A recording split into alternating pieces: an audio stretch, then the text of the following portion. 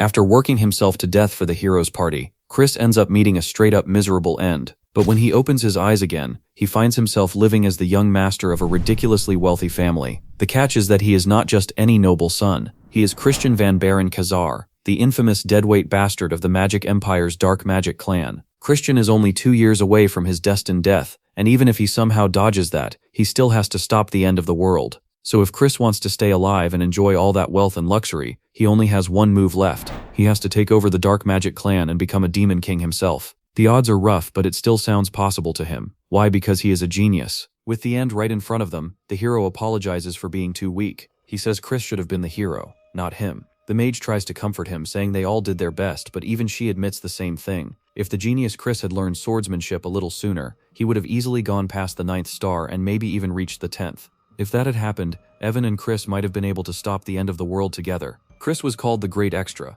a nickname he earned because of all the insane achievements he stacked up with talent so broken he could master anything almost instantly. His story started when he was 20, after running away from a trash noble house and dreaming of success in the back alleys. Then came the invasion of the Blood Monarch of the Arcane Empire, the disaster later known as the Era of Destruction, and that led to the formation of the Heroes Party. For Chris, it looked like the opportunity of a lifetime. He wanted to build up huge accomplishments, then cash in on wealth and glory once the war was over. Too bad fate had other plans, because that whole setup crashed hard. The Heroes Party lost, and the forces of light ended up in the Blood Monarch's hands. The hero says he wishes time could be turned back so they could make Chris the hero instead. Chris wants no part of that idea. Even if time really could be rewound, he has zero interest in going through this nightmare again.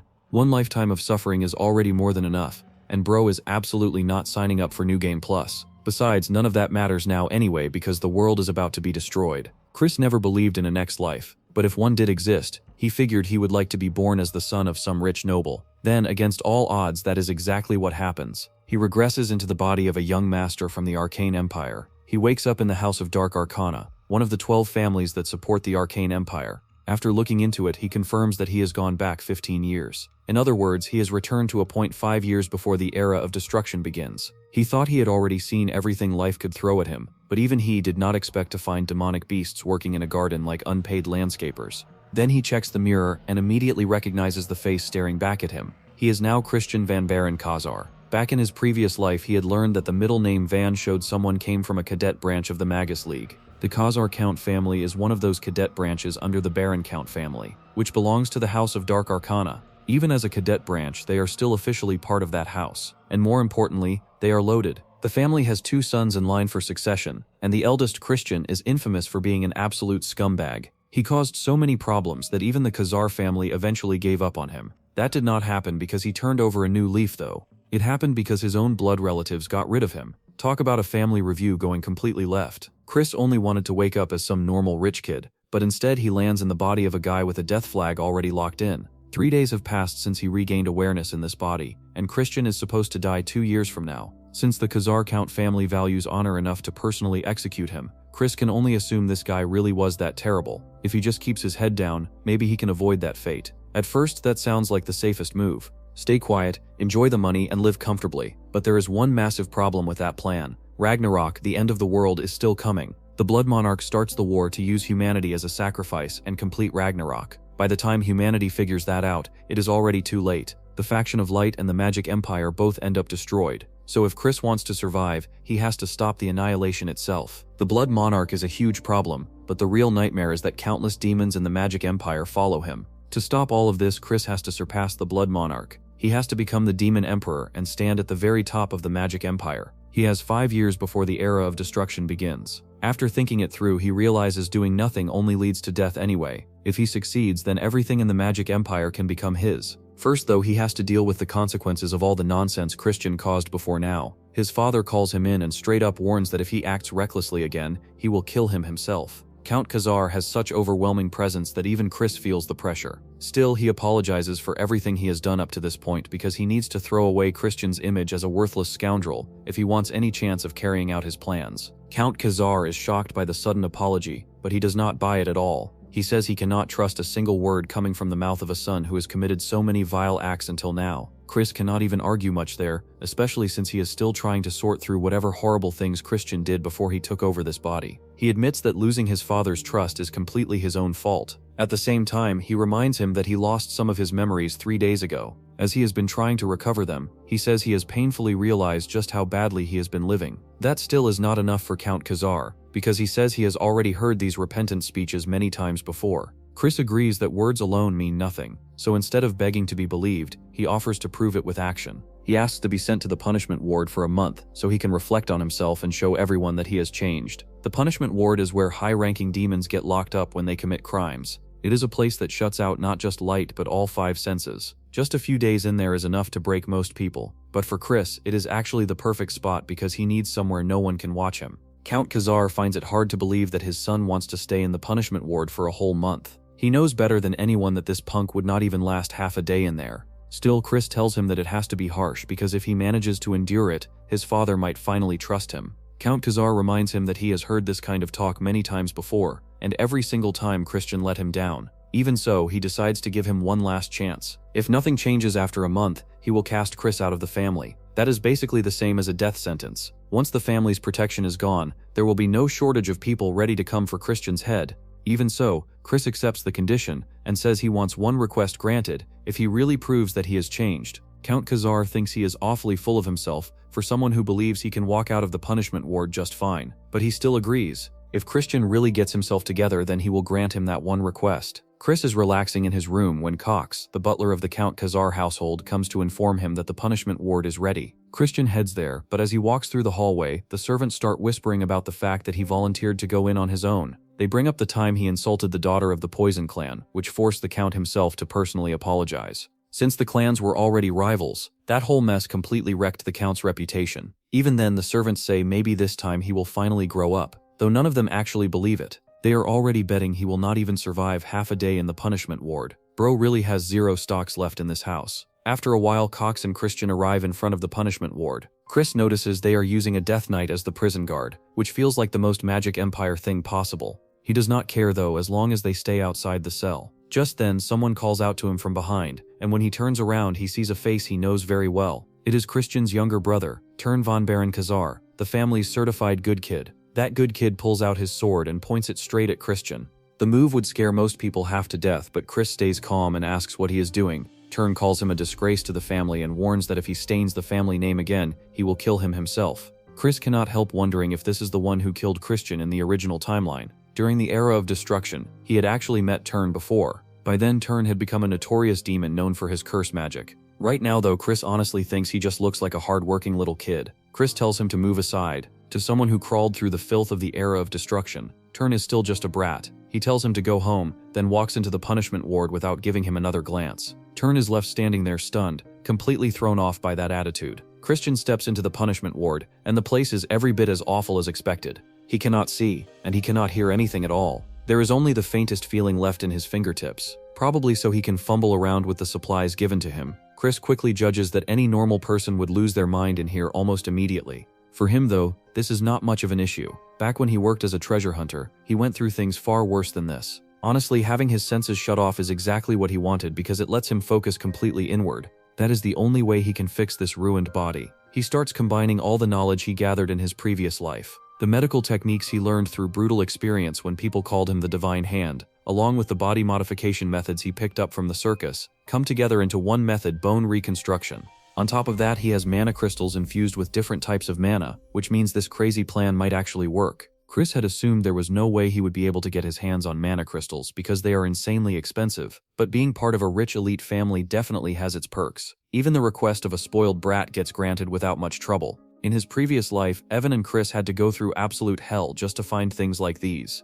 The first step is using the white mana crystal to purify the toxins and waste built up inside his body. He has to manually cleanse every contaminated part using white mana. If he makes even one mistake, he could end up horribly disfigured. For anyone else, this would be a nightmare, but for Chris, it is basically light work. Count Khazar asks Cox about Christian, and the butler tells him that he obediently entered the punishment ward. Still, Cox is worried that Christian may become too broken in there to even call for help. Count Khazar starts regretting the decision. Christian used to be a promising child, but somewhere along the way everything went wrong, and he still has no idea why. Whatever the reason may be, The Count thinks that if his son is only going to keep living in such a pitiful state, then maybe it would be better for him to become a cripple or simply die. He remembers Christian's determination when he asked for this chance, but after being deceived so many times already, the Count refuses to expect anything from him now. He asks Cox whether anything unusual happened before Christian entered the ward. Cox hesitates, then admits that Christian took magic stones with him. Among them was a dream stone, one that causes hallucinations.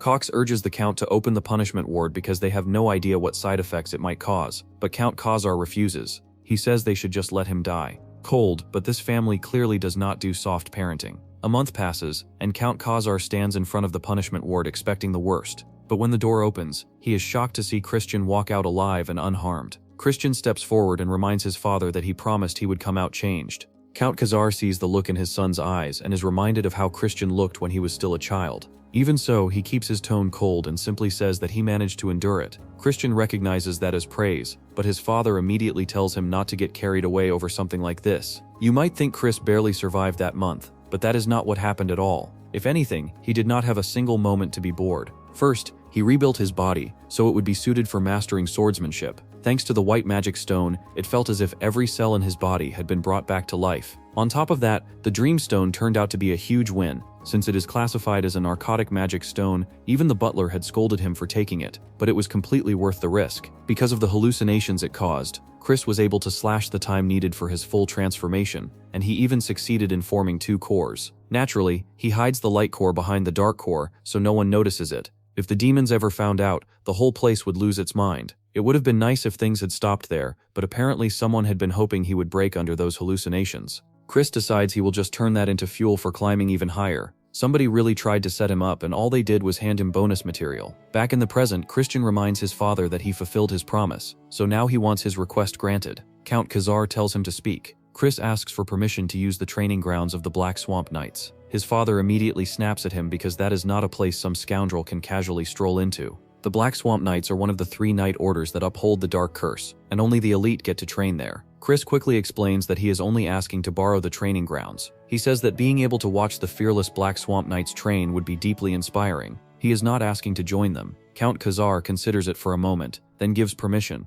At the same time, he warns Christian to be ready for the consequences if he embarrasses himself in front of the Black Swamp Knights. The Count turns to leave, but Chris still has one more request waiting. Chris later enters the training grounds of the Black Swamp Knights, and no one there gives him any respect because of his reputation as the idiot young master. That is only natural. In the Magic Empire, strength matters more than status. Still, Chris has a real reason for coming here. His goal is to reach the archives, but Count Khazar told him that to gain access, he first needs a letter of recommendation from Vice Commander Melon. The archive contains the dark magic tomes owned by the house of Count Khazar, so if Chris wants to master dark magic, getting in there is a must. He did ask his father why his rights as a family member were not enough to let him enter, but Count Khazar reminded him that Christian once tried to sell high-level magic tomes on the black market. Even Chris has to admit that was peak scoundrel behavior. So for now, the only real solution is to earn the Vice Commander's approval as quickly as possible. Just as he steps forward, his younger brother blocks his path and says that this place is no place for filth like him. Chris finds Turn annoying, but at the same time, this might be exactly the opening he needs. Turn gives Chris one last warning and tells him to leave the training grounds unless he wants to throw away the life he barely managed to keep after the punishment ward.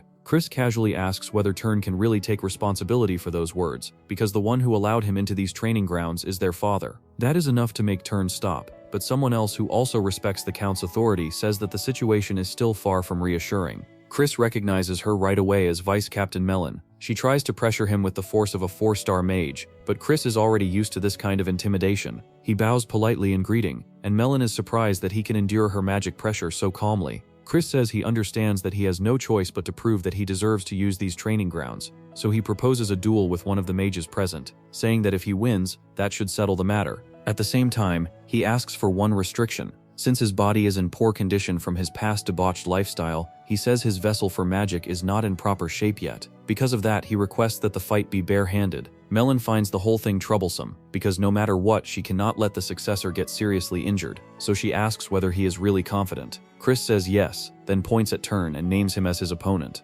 Turn immediately flares up at the sheer nerve of it, and even Melon thinks Chris should choose someone more suitable, since Turn is already at 2nd-star level. That is not a level some normal 13-year-old reaches. Without talent, even people in their 20s can struggle just to step into that realm. Still, Chris is not some ordinary washed-up noble brat. He explains that if he is supposed to prove his qualifications, then he should obviously face someone stronger than himself, and Turn is the best choice available. Then he throws in one more line and asks if Turn is scared of his own brother. That is enough to make Turn accept the duel out of pure contempt. Hook, line, and ego damage. Soon the two of them stand facing each other inside a circle of onlookers, and every single voice in the crowd cheers for Turn. Chris stays calm and asks what the rule for victory will be. Melon announces that the fight ends once one of them is no longer capable of fighting. Secretly, she is hoping Turn at least cripples one of Christian's legs. Chris acts shocked for a second, then tells Turn he is about to get beaten badly. Turn starts cursing at him in anger and throws threats his way, but before he can settle into the moment, Chris drives a punch straight into his face, because the fight has already begun. Turn wipes his face and immediately attacks back. In a normal fight, this whole setup would be completely unfair, because Chris has not even reached first star as a mage yet. If they were fighting with magic alone, he would not stand a chance. But Chris has already survived countless battlefields in his previous life. And on top of that, the light star he reached in the punishment ward has already brought him to 3rd star level. So while the crowd expects a stomp, what they actually see is their brilliant young master getting beaten around so badly he ends up coughing blood. That is when the spectators start realizing this is going very, very wrong. Chris mocks him and asks if he should comfort his little brother. Turn demands to know what trick he used, but Chris only enjoys the look on his face more and tells him he is weak. Then, just to make it worse, he also calls him small. That pushes Turn over the edge. He gathers magic into his fist and charges in, but Chris is already prepared for it and dodges the attack with ease. Then he channels magic into his own fist and lands a clean blow that knocks Turn out cold. The crowd is completely shaken by what they just saw, but most of them convince themselves that Turn must have held back his magic because he did not want to seriously hurt Chris. Even Melon is stunned by the impossible result. In the end, she says this is enough to prove Chris has the qualifications to use the training grounds. Chris acts composed on the outside, but inside, he is feeling smug. Now he is ready to take it all. Swordsmanship, magic, everything. Chris has now reached 1 star in magic. It took longer than he expected because he is still not fully used to controlling mana, and Christian's body had plenty of leftover residue to deal with. Even so, that is still not enough yet. Before he can properly wield the power of light alongside magic, he needs to rise even higher. He rings the bell and calls for his personal maid Marie, who turns out to be a banshee. Chris is not exactly thrilled about the idea of a high-ranking evil spirit being used as a maid, but he also understands that Christian's behavior made it impossible for the household to keep normal human servants around. He asks her to bring him some juice before he heads off to training, but Marie asks whether he would prefer human blood as juice instead. Chris tells her he wants strawberry juice, but she keeps insisting that blood juice tastes amazing. In the end, he has to snap at her just to get something as simple as regular juice. Christian really left behind the weirdest settings imaginable. While walking through the hallway, Chris runs into the head butler, Cox. Cox says he is worried Chris may be pushing himself too hard with training. He adds that he is happy and proud to see his dedication, and claims he always believed in him. Chris hates that attitude on the spot, and gets irritated that Cox decided on his own to act like he had faith in him all along. Cox lowers his head, apologizes, and leaves, but Chris cannot shake the feeling that there is something suspicious about the man. When Chris arrives at the training grounds, he notices that the people there are looking at him more softly than before. Their wariness has clearly eased up, which means he can start winning them over. He begins warming up while nearby a birdman spots him and goes to report to Melon that Chris has come back to the training grounds again. Melon still cannot figure out what exactly he wants, but she also cannot stop thinking about the duel from before. Turn's movements had clearly been excellent, but Chris caught the opening at the exact right moment, and even dispersed the demonic energy. That makes her wonder if he really saw through the entire flow of the battle. If that is true, then Chris might actually possess talent greater than Ashid de Baron, the legitimate heir of the main family. But Melon quickly shuts that thought down. Christian is a scoundrel, and after the way he ruined himself with his debauched life, his magical energy should already be long gone. No shot she wants to admit this mess might be gifted. Then she hears noise outside, and steps out to see what is happening. Someone informs her that a small conflict broke out between Christian and his squire. It turns out the one Chris just beat is a 1-star mage, which means Chris himself has also reached 1 star. Standing in the middle of the crowd, Chris loudly says that the Black Swamp Knights are nowhere near as impressive as the rumors make them sound. He even calls them cowardly knights, making it obvious he is trying to provoke them. As expected, a large man named Thorn steps forward to face him. Chris is pleased that someone took the bait, because he never expected the knights to willingly teach their secret techniques to a scoundrel like him. If they were not going to teach him, then he would just have to steal the knowledge this way. He studies Thorn's grip angle and movements, connects them to the mud sword technique he has heard about, then copies the same pattern and uses it to knock Thorn out. That victory sends a wave of shock through the knights, but for Melon it confirms that she was not mistaken before. Chris, on the other hand, acts disappointed again and says this is all because of the vice commander.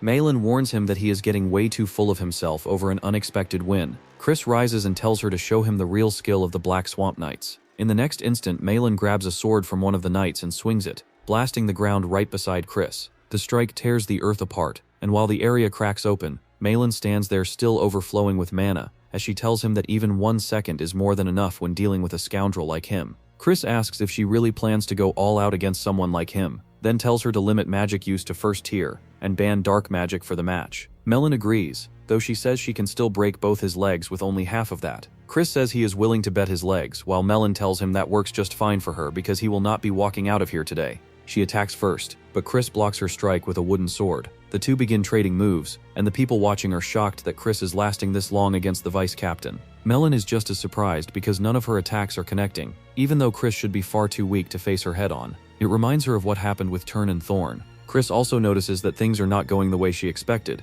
but when he says so, Malin cuts him off and unleashes a large magic slash. Chris dodges it, then instantly closes the distance and smashes his head into hers. Malin freezes for a second, then covers her bleeding nose as she tries to process what just happened. Chris is pleased that the move worked. Since Malin is a magic swordsman and dark magic was banned, he figured she would not be able to cover that opening with martial arts alone. Once she gets over the shock, Malin starts laughing loudly. She admits she never expected to get headbutted and says she clearly underestimated him too much. Then she says she will start taking this seriously, but Chris calmly tells her that the match is already over. When he headbutted her a moment ago, he also scratched her neck with his fingernail. If that nail had been coated with poison, she would already be finished. Malin admits defeat, though she immediately asks him for another duel. Chris tells her that another duel means another bet, then steps closer and asks for the reward from this one. In a low voice, he asks if she can kneel before him. Bold move. Man really went straight for the loyalty patch update. Malin says that condition is impossible because her loyalty belongs to the Baron family, the main house of the Dark Magic clan. Chris replies that the problem disappears if he becomes the heir. Malin thinks that idea is ridiculous because the 5 officially recognized heirs are all direct descendants of the main house.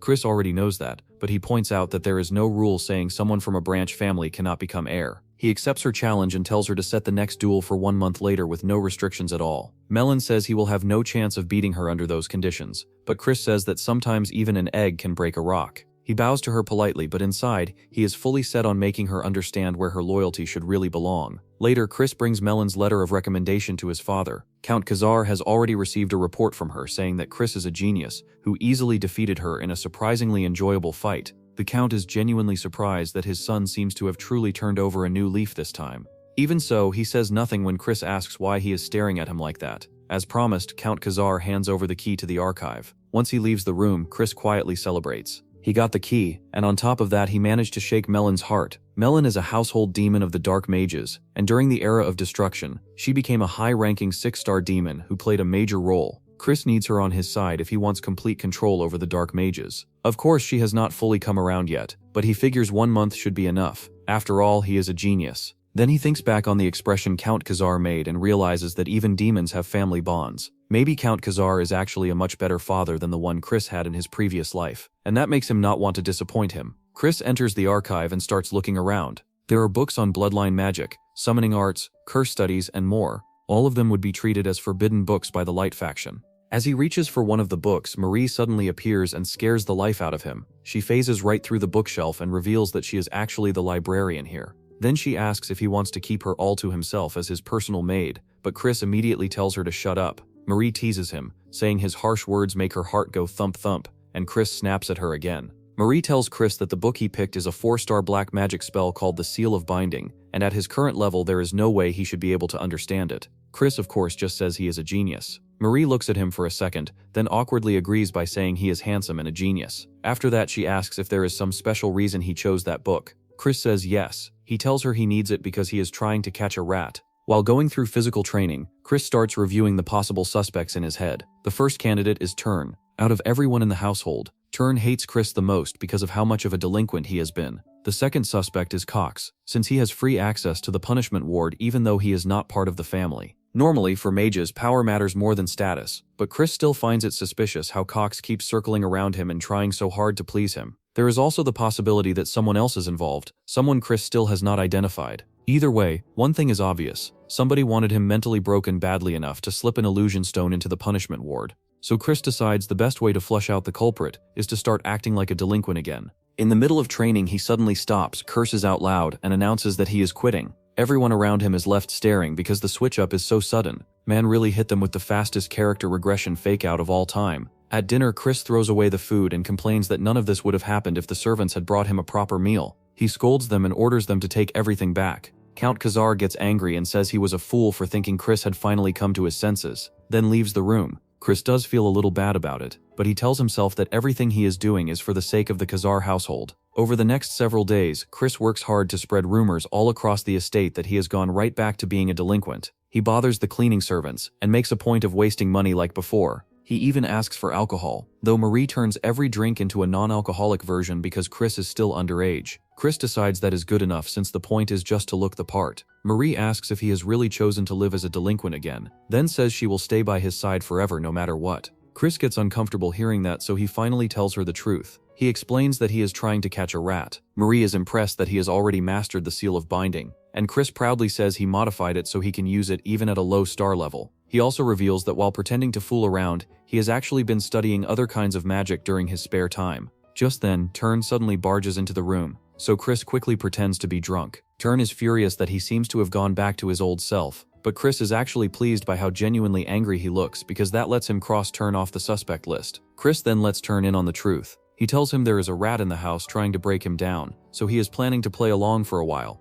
To prove it, he shows him that the alcohol is fake. Once Turn believes him, he asks who the rat is. Chris says he still cannot say for sure, but the rat will take the bait soon enough. Then he drops the glass on the floor and a servant rushes into the room asking what happened. Chris instantly goes back into his drunk act and demands another bottle of wine. The servant says Cox is busy at the moment, but Chris says he will just go find him himself. Turn can barely believe this whole thing is actually an act. Chris finds Cox and sets the wine bottle down in front of him. Cox asks what he is doing there, but instead of answering normally, Chris pours the wine right over his head and says this is not the kind he asked for. Cox immediately stands and says he will have the correct wine brought at once. Chris tells him no, he should bring it himself. Cox trembles with anger and says he still has work to do, but Chris pats him on the face and tells him to change his clothes first. Cox is clearly furious, but he swallows it all and leaves anyway. Chris has to admit the guy's patience is impressive. Most people would have crashed out way earlier. While Cox is gone, Chris notices some documents on the desk and is pleased by what he finds. If Cox really is the rat, then Chris guessed he would probably be involved in something on the administrative side too.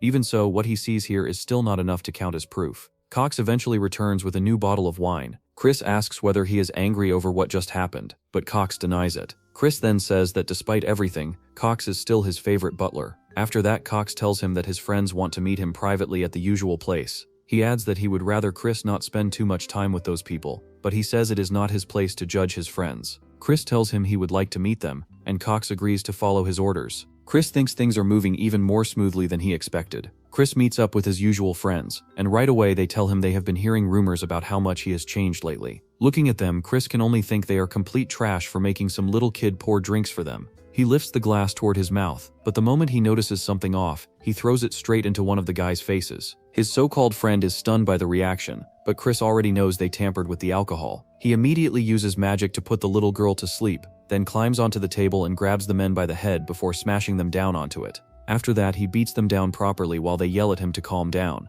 Chris tells them that if they still cannot understand why they are getting beaten, then they deserve to die right there. After laying into them some more and tying them up, the two men finally confess that they were ordered to drug his drink and frame him for killing the girl. Chris asks who gave the order, but the man hesitates, so Chris threatens him again until he finally opens his mouth. The man says Cox was the one who ordered it. After that, Chris makes both of them swear they will do whatever he says, then uses his sealing magic to bind them to his orders. These clowns really folded the second real pressure showed up. Meanwhile, Cox rushes into the Count's office and reports that Chris killed someone and dumped the body into the river. Count Khazar is furious because the incident is too serious to cover up, so he decides to bring Chris before the demon court and invoke the right to summary judgment. Cox quietly smirks, satisfied that his plan worked. Inside the demon court, Chris insists that he is innocent. Count Khazar tells him there is a witness, but Chris says that is impossible because nothing actually happened, so this has to be some kind of misunderstanding. Then the door opens, and the little girl who was supposed to be dead walks in alive. She testifies that Chris carried her home after she passed out, and even gave her money to pay her rent. She also points out that the real criminals are his friends, the ones who drugged his drink. Chris is pleased that things are unfolding the way he wanted, but he knows the whole matter still needs a proper finish. so he uses magic to spellbind the two men, and they confess that they filed a false report because Cox ordered them to frame him. Cox immediately becomes agitated and claims Chris and the others are the ones setting him up, but Chris was already expecting that excuse. Since he is the victim in this matter, he asks his father for permission to interrogate Butler Cox while acting with the Count's authority. Count Khazar studies him carefully, then gives permission in the end, though he warns Chris that the authority will be revoked the moment he says or does anything improper. Chris steps forward and takes control of the stand. He firmly makes Cox swear twice that from this point on he will only speak the truth. After that, Chris uses black magic to place Cox under a spell. The audience is shocked that a beginner like him can use a 4-star spell like the Seal of Binding. What they do not know is that Chris modified the spell so it can be used even by someone with a lower magic rank. The only catch is that it requires 2 oaths before it activates. Cox starts trembling as he realizes what Chris has done, but Chris activates the spell and asks why he hired those men to frame him.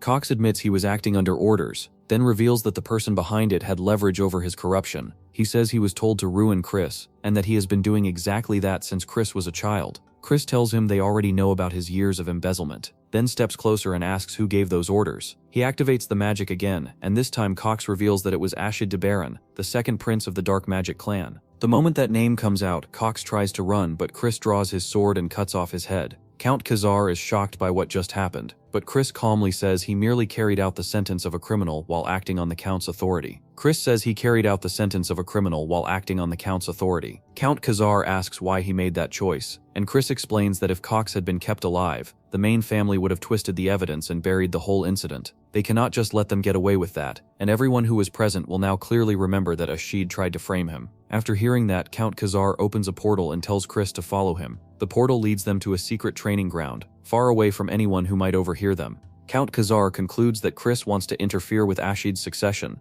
Supporting a successor is directly tied to a family's power, so even if the decision Chris made was correct, the Count thinks it may still have been too hasty. Still, now that matters have reached this point, he decides he would rather support the young lady, since the first prince is nothing more than a bloodthirsty madman. At that point, Chris openly declares that he is going to become the successor himself. Count Khazar immediately dismisses that as nonsense, but Chris reminds him that even someone from a branch family can be granted succession rights if they have the ability. Count Khazar argues that the rule exists mostly in name, but Chris points out that if it truly meant nothing, then Ashid would never have gone as far as framing him. That shuts things down for a moment. The Count remembers that when Christian was younger, his talent actually surpassed Ashid's, but by now he should have fallen far behind. Chris tells him that he will catch up soon. Then he asks his father to recommend him for the Song Hyuksik at the main house in 2 months. Count Khazar says only those at 2-star rank or above are allowed to participate, but Chris replies that he will reach 2-star within 2 months, and asks his father to help him get there. Before long, the servants around the estate start gossiping that Chris has completely changed, and that the Count has even begun personally training him. None of them can tell how long he will endure it, since it is the kind of training even veteran knights hate. Count Khazar really said family bonding, but make it traumatic. During training, Chris uses the mud technique for control, and the black scythe swordsmanship for cutting power, exactly the way his father taught him. Count Khazar is surprised that Chris understands everything immediately, even though the black scythe swordsmanship was only taught to him that same day. But Chris asks whether those techniques really need to be used separately, because to him it feels like there should be a more efficient way, so he demonstrates it himself. He combines the two and uses the move to take down a human mushroom, a training target with legs sturdy enough to resist the mud sword technique on its own. Chris explains that he applied the principle of the mud sword style, while using only the blade path of the black sickle sword. Count Khazar is stunned, because even he cannot use a technique like that. Even so, he says it should still be difficult to use curse magic while handling such a powerful duel technique. Chris then casually uses curse magic as well, leaving the Count even more shocked. Bro is out here speedrunning generational talent allegations.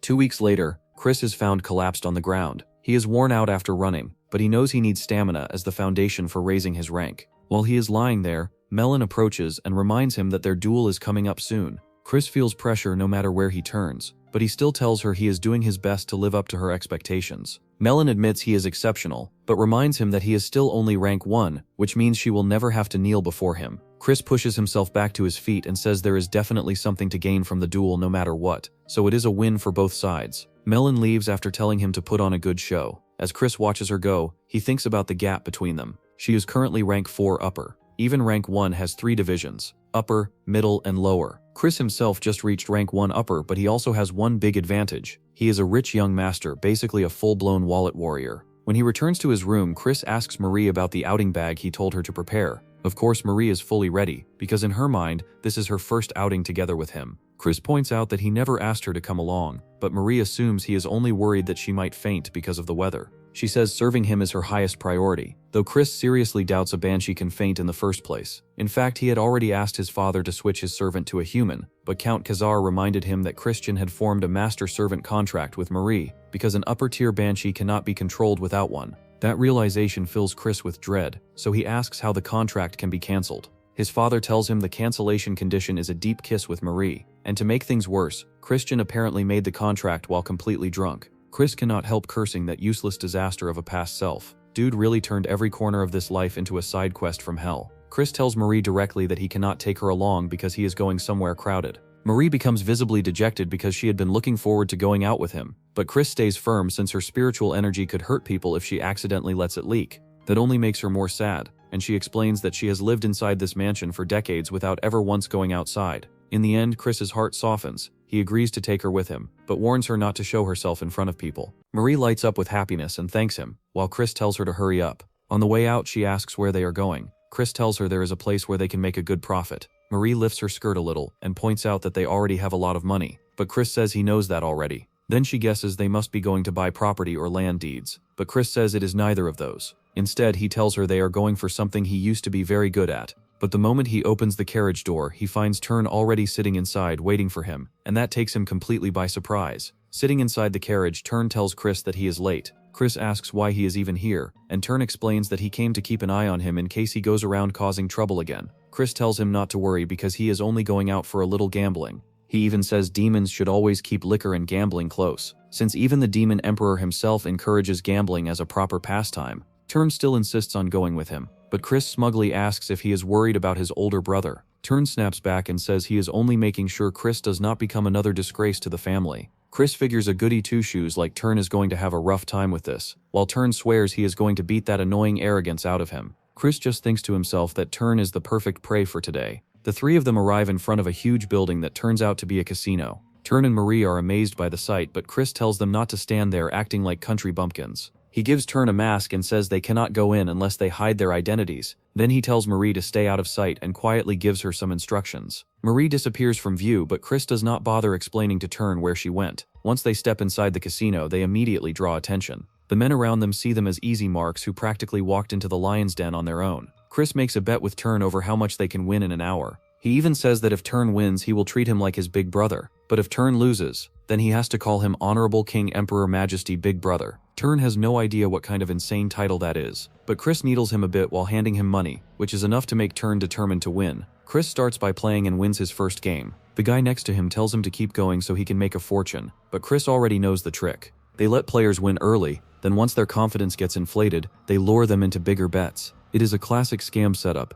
and Chris can already tell the place has found its first victim. He walks over to Tern to tease him, but Tern says he is losing too. Chris says he only lost 500 rup, but Tern reveals that he already lost 1,000. Looking around, Chris quickly notices that everyone has marked Tern as easy bait, and sooner or later someone is going to start cheating. Tern grabs more money from Chris so he can keep playing, while Chris quietly hopes he loses every bit of it. Bro is basically marinating the bait at this point. Sure enough, while Tern keeps gambling, someone cheats and he loses all his money again. Around then, Marie reappears beside Chris and tells him she found the people he mentioned. Tern loses another 10,000 rup, and Chris responds with a thumbs up. Marie leads him to the place, and Chris tells her to open the door. He walks in dramatically, but the men inside seem to recognize him and ask why he came. Chris tells them to bring him the boss. Before long, Grantel, the head of the Grantel Trading Company, appears in front of him. Chris already knows that while Grantel has a reputation as a sharp merchant, he is really the owner of the gambling hall they just came from. Chris says Grantel has some nerve scamming his little brother, and then acting like nothing happened. Grantel realizes that the fool in the tiger mask was actually Tern,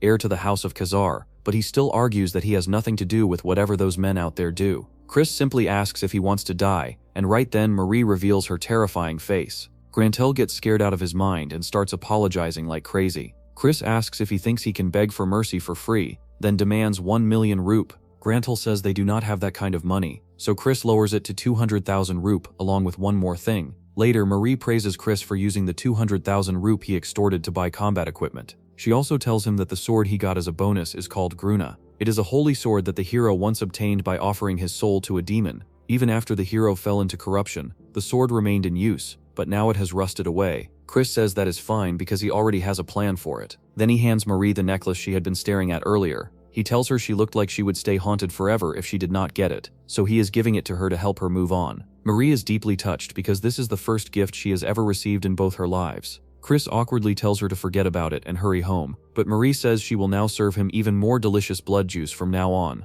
Chris immediately says he does not want to drink that stuff, but Marie casually reveals that the strawberry juice he has been drinking already has some blood juice mixed into it. Chris can only pray that she is making a terrible joke. As they leave, Chris feels like he forgot something, but decides he will probably remember it later.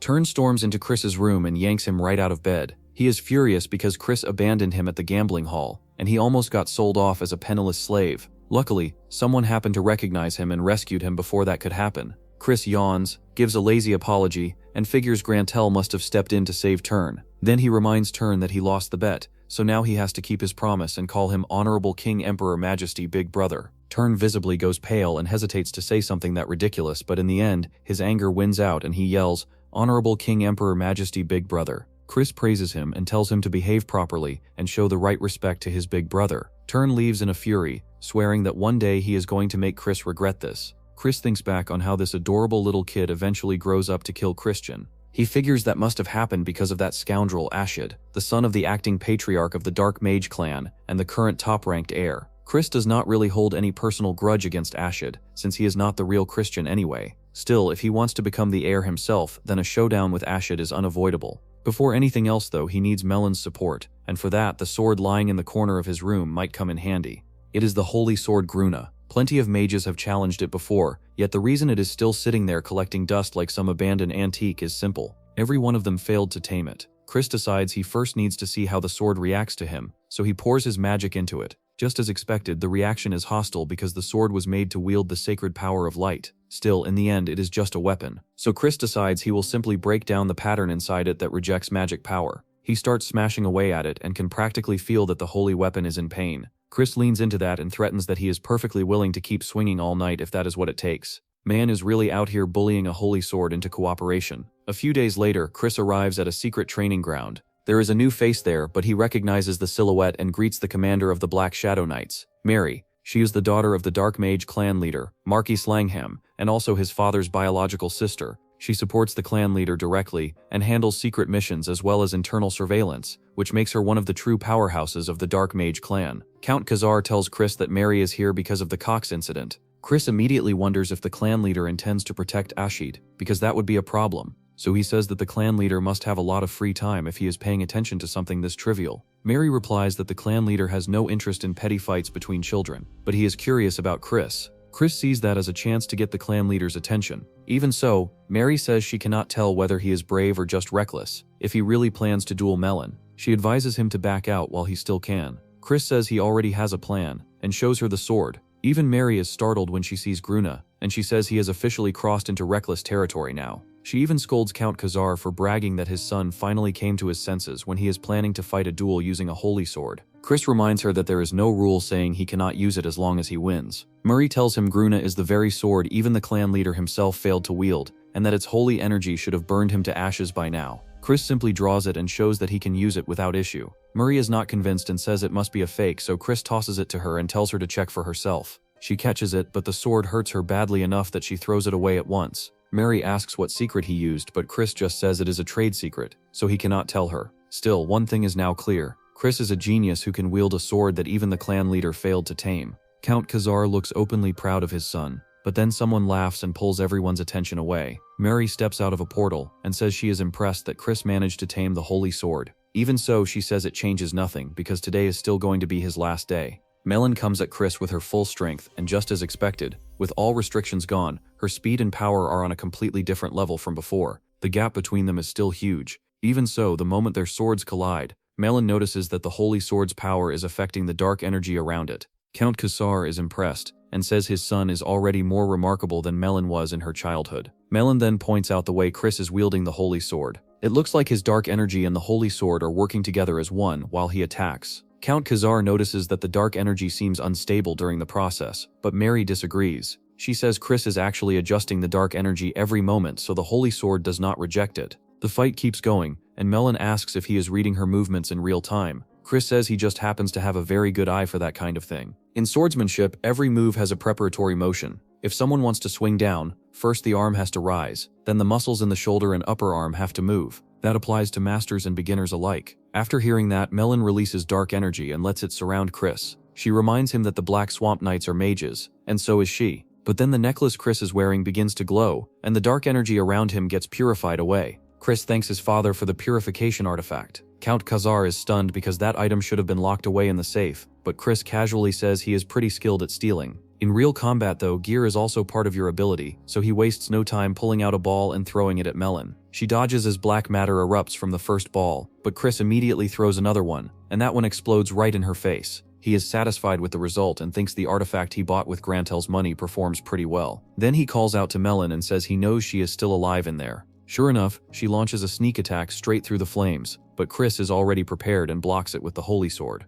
On top of that, the Holy Sword shatters her weapon into pieces. Count Khazar finally realizes why Chris threw the corrosion orb into the air earlier, and he proudly shows off to his sister like he personally planned the whole thing. Meanwhile, Melon steps out of the fire and rushes Chris again, enjoying the fight to the fullest. Mary can tell Melon has lost herself in the battle and is about to stop the match, but before she can, Chris catches the attack with his bare hands, slips behind Melon and places his sword at her neck to declare victory. Count Khazar is basically one proud dad away from standing up and clapping. Melon bursts out laughing, but Chris asks her to answer his proposal. He makes sure to say she does not need to feel pressured, because loyalty cannot be forced. In the end, the only condition she gives for being loyal to him is that they keep having duels like this in the future. Chris tells her she can have as many as she wants. Later, Mary reflects on Chris's ability to control demonic energy that precisely, she remembers the time her father refused to deal with the Holy Sword. Even the strongest in the family could only handle it for a short time. To use it properly, someone has to keep changing their dark energy into wavelengths the Holy Sword cannot detect, over and over without stopping. Even the clan leader believed that the only beings capable of doing that while fighting would be a demon of Gehenna, a demon dragon, or some lunatic who handles demonic energy as naturally as breathing. Thinking of that, Mary smiles. Maybe her father's long-held dream might finally come true. In the kitchen, a demon cuts a beautiful strawberry in half with a slash across the counter, then places it on top of a heart-shaped cake. Chris watches in horror as he realizes that the strawberry cake he ate earlier was made by those exact hands. Marie, meanwhile, calmly assures him that the demon's baking skills are top tier, no matter how terrifying he looks. The chef demon notices Chris and asks why he came into the kitchen. Chris says he is there to bake cookies because he wants to give them to someone. Marie gets worried and asks if he is planning to give cookies to another woman besides her, but Chris quickly says it is not like that. The chef demon tells him he can bake the cookies himself if needed, but Chris says the important thing right now is that he has to make them with his own hands. Then he brags that he is actually pretty good at baking cookies, but at that exact moment, something red splashes onto his face. It comes from the strawberries, not blood, though Chris still ends up asking if there is blood mixed into that juice too. At that, Marie just gives a cheerful little laugh. That is somehow way worse than an answer. Chris catches Marie just before she is about to leave. He says he came to see her off and presents the gift he prepared for her. When Mary opens the box, she finds beautiful cookies inside, and her eyes immediately light up. Count Khazar finally realizes why Chris asked about Mary's favorite food the day before, and he thinks his son really knows how to win people over. Chris urges her to try the cookies right there, telling her he made them himself. Mary takes a bite and her expression brightens right away. She praises Chris and asks if there is anything he wants as a reward. This is the chance he was waiting for, so he asks her to become his aunt from now on. Mary understands that he is not literally asking for permission to call her aunt, since they are related by blood. She also already heard from her brother that Chris is planning to take part in the Starblack ceremony. That means what he is really asking is for her to stand on his side in the succession battle. Mary tells him she cannot agree to that. The elders of the main house must stay neutral when it comes to the heirs. Chris then says he was only making a sincere request because he wanted to get closer to her. Mary asks if he really has no ulterior motive, and that is when Chris says that if she happened to cherish him enough to offer a little support on her own, then he would not be able to refuse. He even looks at her with sparkling eyes, and somehow it works. Mary says that if her nephew makes such delicious cookies as a gift, then of course she should cherish him. Chris beams at that while Count Khazar is practically moved to tears. Mary asks if she will get to taste these cookies again in the future, but Chris says that if she disappoints him he might sulk, and then they may not taste as good next time. Mary smiles at the way he says that and then invites him to join the Black Shadow Knights. She says the skills he showed during his duel with Melon were genuinely impressive. Maybe he really does have the talent to surpass even the Grandmaster. Still, the people he is competing against are not easy opponents. She worries he could fall before that talent ever gets the chance to bloom. Chris tells her that if he cannot overcome obstacles like that, then dying would be fine. He appreciates her concern, but he has no intention of losing. Miri only smiles at his absurd confidence. In the end, she says he is a mage, and she has no right to block the path he chooses to walk. Even so, she still gives him one piece of advice. She tells him to be careful of the first princess. Even Count Khazar is confused by that warning. He asks why she is telling Chris to watch out for Princess Julianne instead of Ashid, especially since Julianne is known as the gentlest among the 5 siblings. Mary says they will understand the reason in time. Chris thanks her for the advice, and then she leaves. After that, Chris drops onto his bed, but his thoughts keep racing. Both his father and his aunt have reached rank 6. Yet during the Great War, he never heard much about what they actually did. That makes him wonder just how many monsters the Magic Empire really has, powerful enough to crush the forces of light.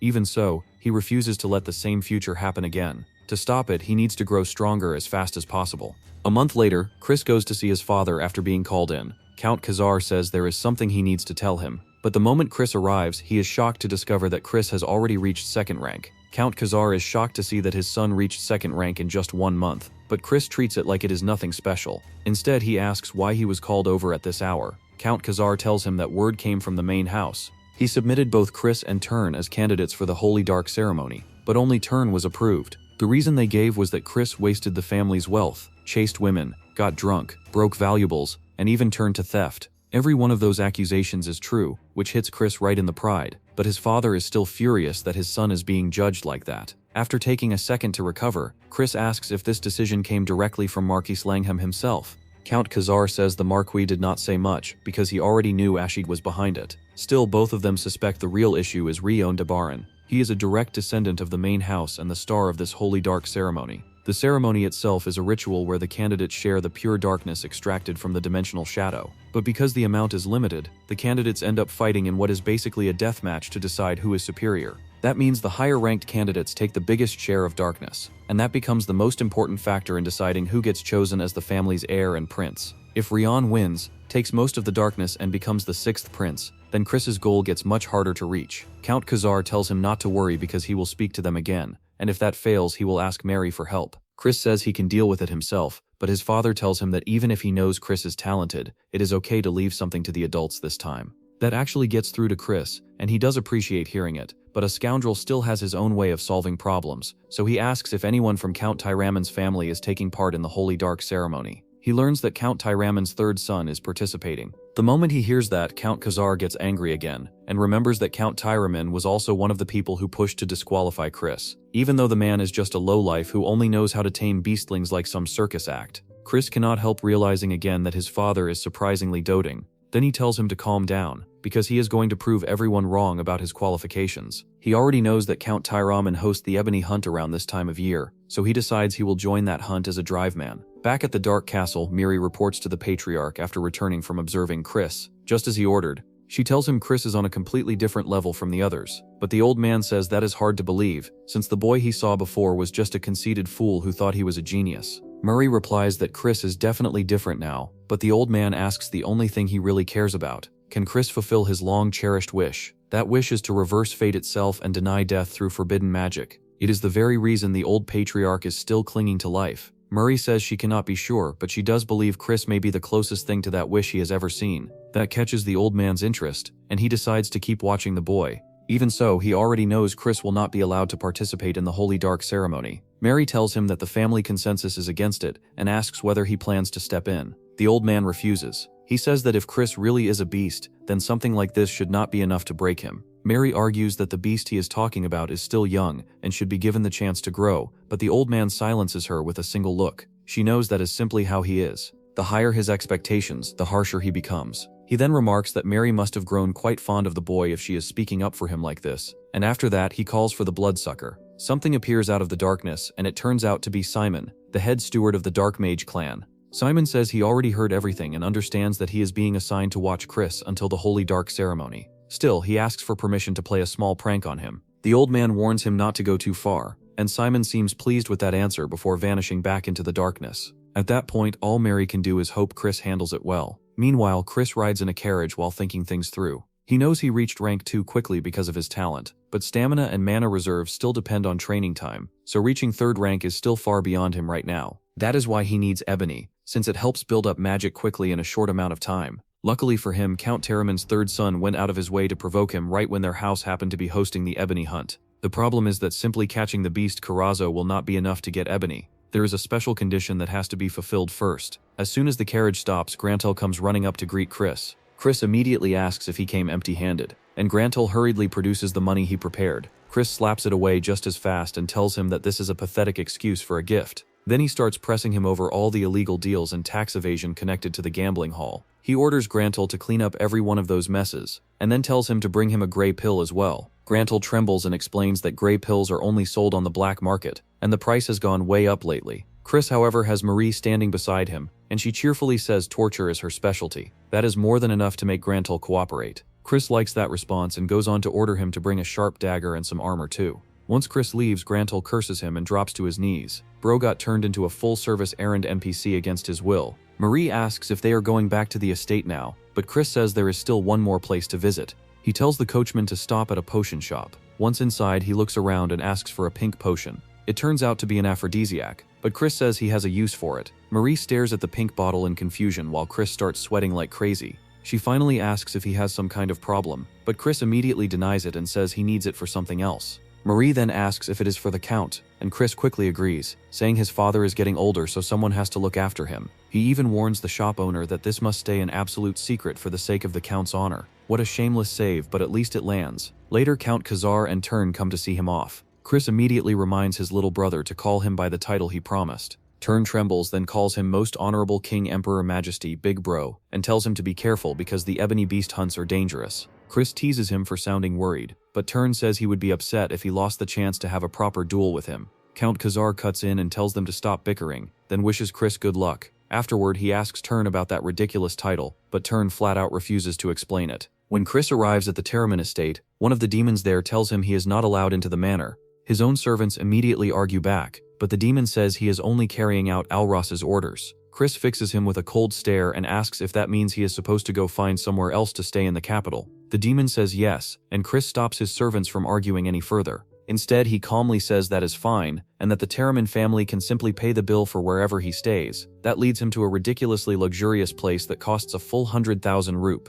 Since chances to burn someone else's money do not show up every day, Chris has no problem taking full advantage. He tells his servants to start unpacking, but before that can even properly begin, the luggage bursts open and Marie pops out like she was part of the delivery. She happily says she likes the mansion, while Chris just stares and asks why she is here. Marie admits she sneaked in with his luggage because she is the maid who promised him eternity. At that point, Chris has absolutely no response left. Marie only makes it worse by teasing him and saying his flustered face is adorable. Chris is still trying to process that when Alros, the third son of the Taming family, shows up holding the bill. Chris greets him as the star of this year's hunt, and casually explains that since they told him to find his own place, he did exactly that. A noble like him cannot possibly sleep in some garbage hotel, so he simply bought himself a nice estate for the stay. Then he twists the knife and asks if the Taming family is so broke that they cannot even cover something this small. The taunt works perfectly, because Alros immediately brings out a Black Panther and asks whether Chris has a death wish. Chris studies the Taming family's beast control magic right there. Unlike the Alliance's taming methods, this technique is a form of dark magic that forces beasts into submission through fear and domination.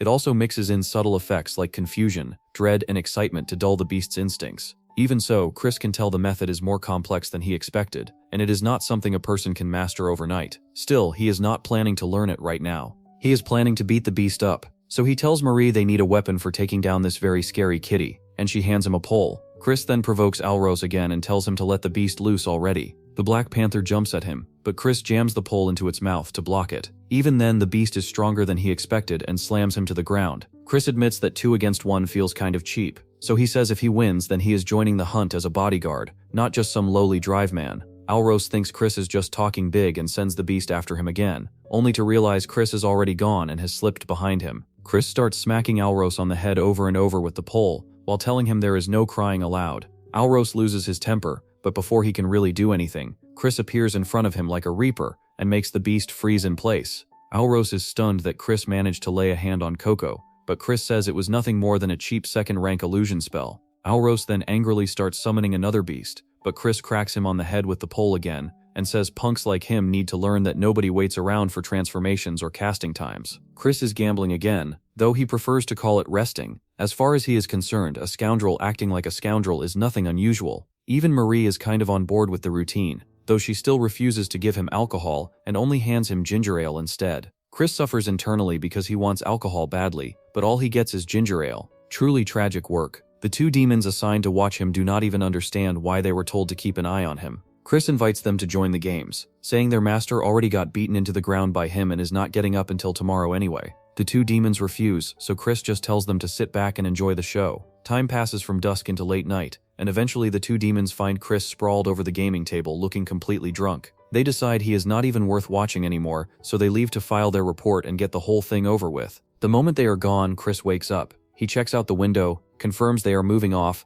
and decides it is time to head out alone. Marie does not like the fact that he is going by himself while carrying the aphrodisiac in his bag, and she finally concludes that it was never for the Count in the first place. She gets disappointed that she cannot serve him in bed, though she still says she supports his bowed head nightly efforts. Chris scolds her and tells her to stop talking like that because this comic is supposed to be safe for all ages. She really refuses to let one sentence pass without making it weird. Chris heads to the Kython mountain range. This is the hidden domain of House Tyraman, and the demonic beast presence there is overwhelming. He looks around until he finds the hunting grounds, and he is relieved to see that only 2 guards are stationed there. Good thing Marie taught him invisibility magic, even if she only did it because she thought he wanted to use it to peep on somebody. Chris uses the invisibility spell, slips right past the guards, and enters the hunting area. Before long, he reaches the altar where the darkness hunt reaches its climax, and just like the rumors say, the place feels creepy as hell. He remembers what his friend once explained. To obtain darkness, one has to make Corazzo willingly choose death. It has to be pushed into such overwhelming fear that dying feels preferable. Just like opposites can meet, extreme terror and ecstatic joy are separated by only a thin line.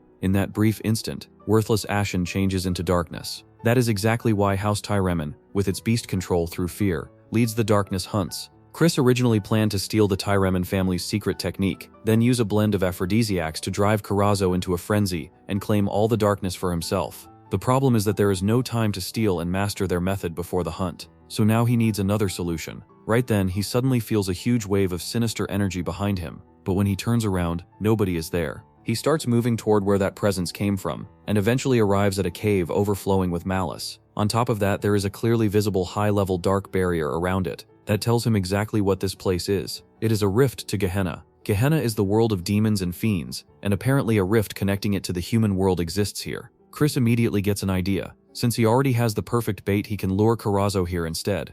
At that point, he gets genuinely excited for the hunt and leaves the area, not realizing someone has been watching him the whole time. A red bat changes form and reveals Simon. Simon finds Chris far more interesting than he expected. Not only did the boy beat that Tyraman brat into the floor, he also played the fool long enough to lower his observer's guard. After that, he snuck into a forbidden area to pull off some kind of scheme that only makes Simon want to mess with him more. He turns toward the rift, reaches a hand inside, and blood begins dripping from it onto the ground. The blood evaporates into dark vapor, and then a voice asks what he seeks. A group of young men enters the hunting grounds with Alros leading them. Chris wastes no time making fun of him for acting tough after getting his ass kicked before. Alros fires back and calls him a poser for bringing Gruna when he cannot even use it properly. Chris says it still works better than a pole and asks if Alros wants to test that out too. Alros has already had enough trauma from this guy, so instead of taking the bait, he orders everyone to move and lure Corazzo toward the altar. Chris notices the red bat nearby, but he keeps quiet about it for now. Alros demands some kind of response from him, so Chris gives him a lazy answer. Then the deer man carrying the flag tells Chris to sit off to the side, since he is only going to get in the way. Chris, being Chris, immediately provokes him instead. The deer man gets angry, but Alros cuts him off and tells him to save his energy for the hunt. Then Alros orders Chris to guard the flag, and Chris says he will guard it like a proper scoundrel. For now, he wants to see how well they manage on their own. Not that it matters much, since everything is already moving according to his plan. He has the whitewood and dagger Grantel gave him, and both are going to be useful. Before long, Corazzo, a class 4 demonic beast, is lured close to the altar. Chris cannot help feeling weirdly uncomfortable over how cute the thing looks. Then Alros steps forward for the binding ritual and begins casting, but the moment Corazzo catches the scent of the pink potion spread across the ground, it goes completely out of control. Alros is stunned by the sudden change, and before he can recover, Corazzo slaps him in the face and sends him crashing to the ground. Corazzo starts giving off poison, so the mages quickly form a defensive barrier around it. Chris already knows that is not going to save them, because the beast has already been driven wild by the aphrodisiac. Alros takes an antidote, but he realizes they are in serious trouble if this keeps dragging on. His guards step in to take down the beast, only to get blown away by Corazzo instead. Then Corazzo charges at Alros, and right before it can hit him, Chris blocks the attack for him. Even then, Chris says he will only help if Alros calls him big brother. Alros obviously does not want to say it, but Chris reminds him that he is not exactly in a position to be picky right now. In the end, Alros grits his teeth and asks Chris for help. Chris tells him to remember that promise, then jumps into action against Karazo and starts a binding spell. Alros is shocked that Chris can use binding magic too, but Chris tells him he is way too arrogant if he thinks he is the only one who can use it. It is not even some secret family art, just mid-level binding magic. The disrespect stays on brand. Once the spell takes hold, Chris mounts the beast and rides it straight toward one specific place. Alros immediately warns him about the rift of Gehenna, but Chris already knows exactly where he is going. Chris takes Karazo into the cave, where the poor beast is now scared out of its mind. Chris tells it to be as terrified as it wants. Then, when Karazo's eyes start glowing brightly, he pulls out the dagger and slashes it. Alros catches up to him at the cave and tells Chris to get out of there because this place is seriously dangerous. But Chris looks at the orb that appeared and asks him what exactly he plans to do about the fact that it is not darkness, it is ashen. Alros falls silent for a moment while his guards immediately start blaming Chris for jumping in out of nowhere and leading Karazo here in the first place. But Alros tells them to drop it. He even thanks Chris for saving his men. That actually makes Chris feel a little bad because he is the one who caused the whole thing, and even swapped the darkness during the fight. Still, he has come this far, so he has to see it through. Naturally, that means he once again asks Alros to call him big brother like he promised. Alros argues that he never promised anything like that, and besides, he is 2 years older. Their argument gets cut off when a crushing pressure suddenly fills the cave and forces everyone else to the ground. Chris and Alros look up in shock as a demon steps out of the rift and says it has been years since he last saw toys like them. They are now facing a demon from Gehenna. Even though he is shaking, Alros steps in front and tells Chris to run since he is an outsider here. But instead of listening, Chris notices the red bat hanging in the corner and throws the dagger at it. The bat disappears, and far away, Simon suddenly loses his surveillance. He had no idea Chris noticed him. Simon had been planning to pull the demon back out after he finished observing, but now that the teleport bat has been destroyed, he cannot appear there instantly anymore. If he arrives even slightly late, not just Chris but everyone there is dead. So Simon rushes toward the rift of Gehenna. The demon asks what that move was supposed to accomplish. Chris says he just hates being watched, but the demon laughs and tells him he has a lot to worry about for someone who is about to die.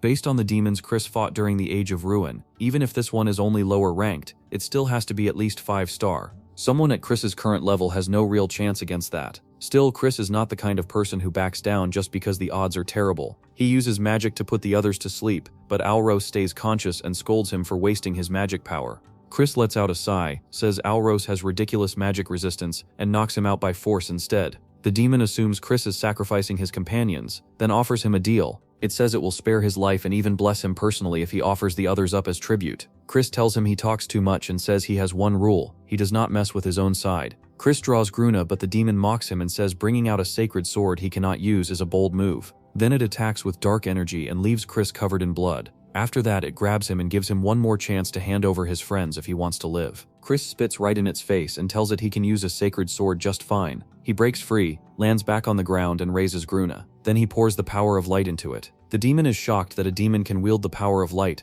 and Chris asks if he is finally starting to panic. That only makes the demon angrier, so it launches an even stronger attack than before. But this time Chris is ready. He answers with Dead Sea Flash, and the move is so overwhelming that it not only destroys the attack, but completely erases the demon too. Chris does not celebrate. He has no energy left because his body still cannot handle that level of power yet. He collapses onto the ground, and an old memory comes back to him. The hero had once been stunned when Chris copied Dead Sea Flash after seeing it only one time. He explained that the technique was like a single line of light cutting across the Dead Sea.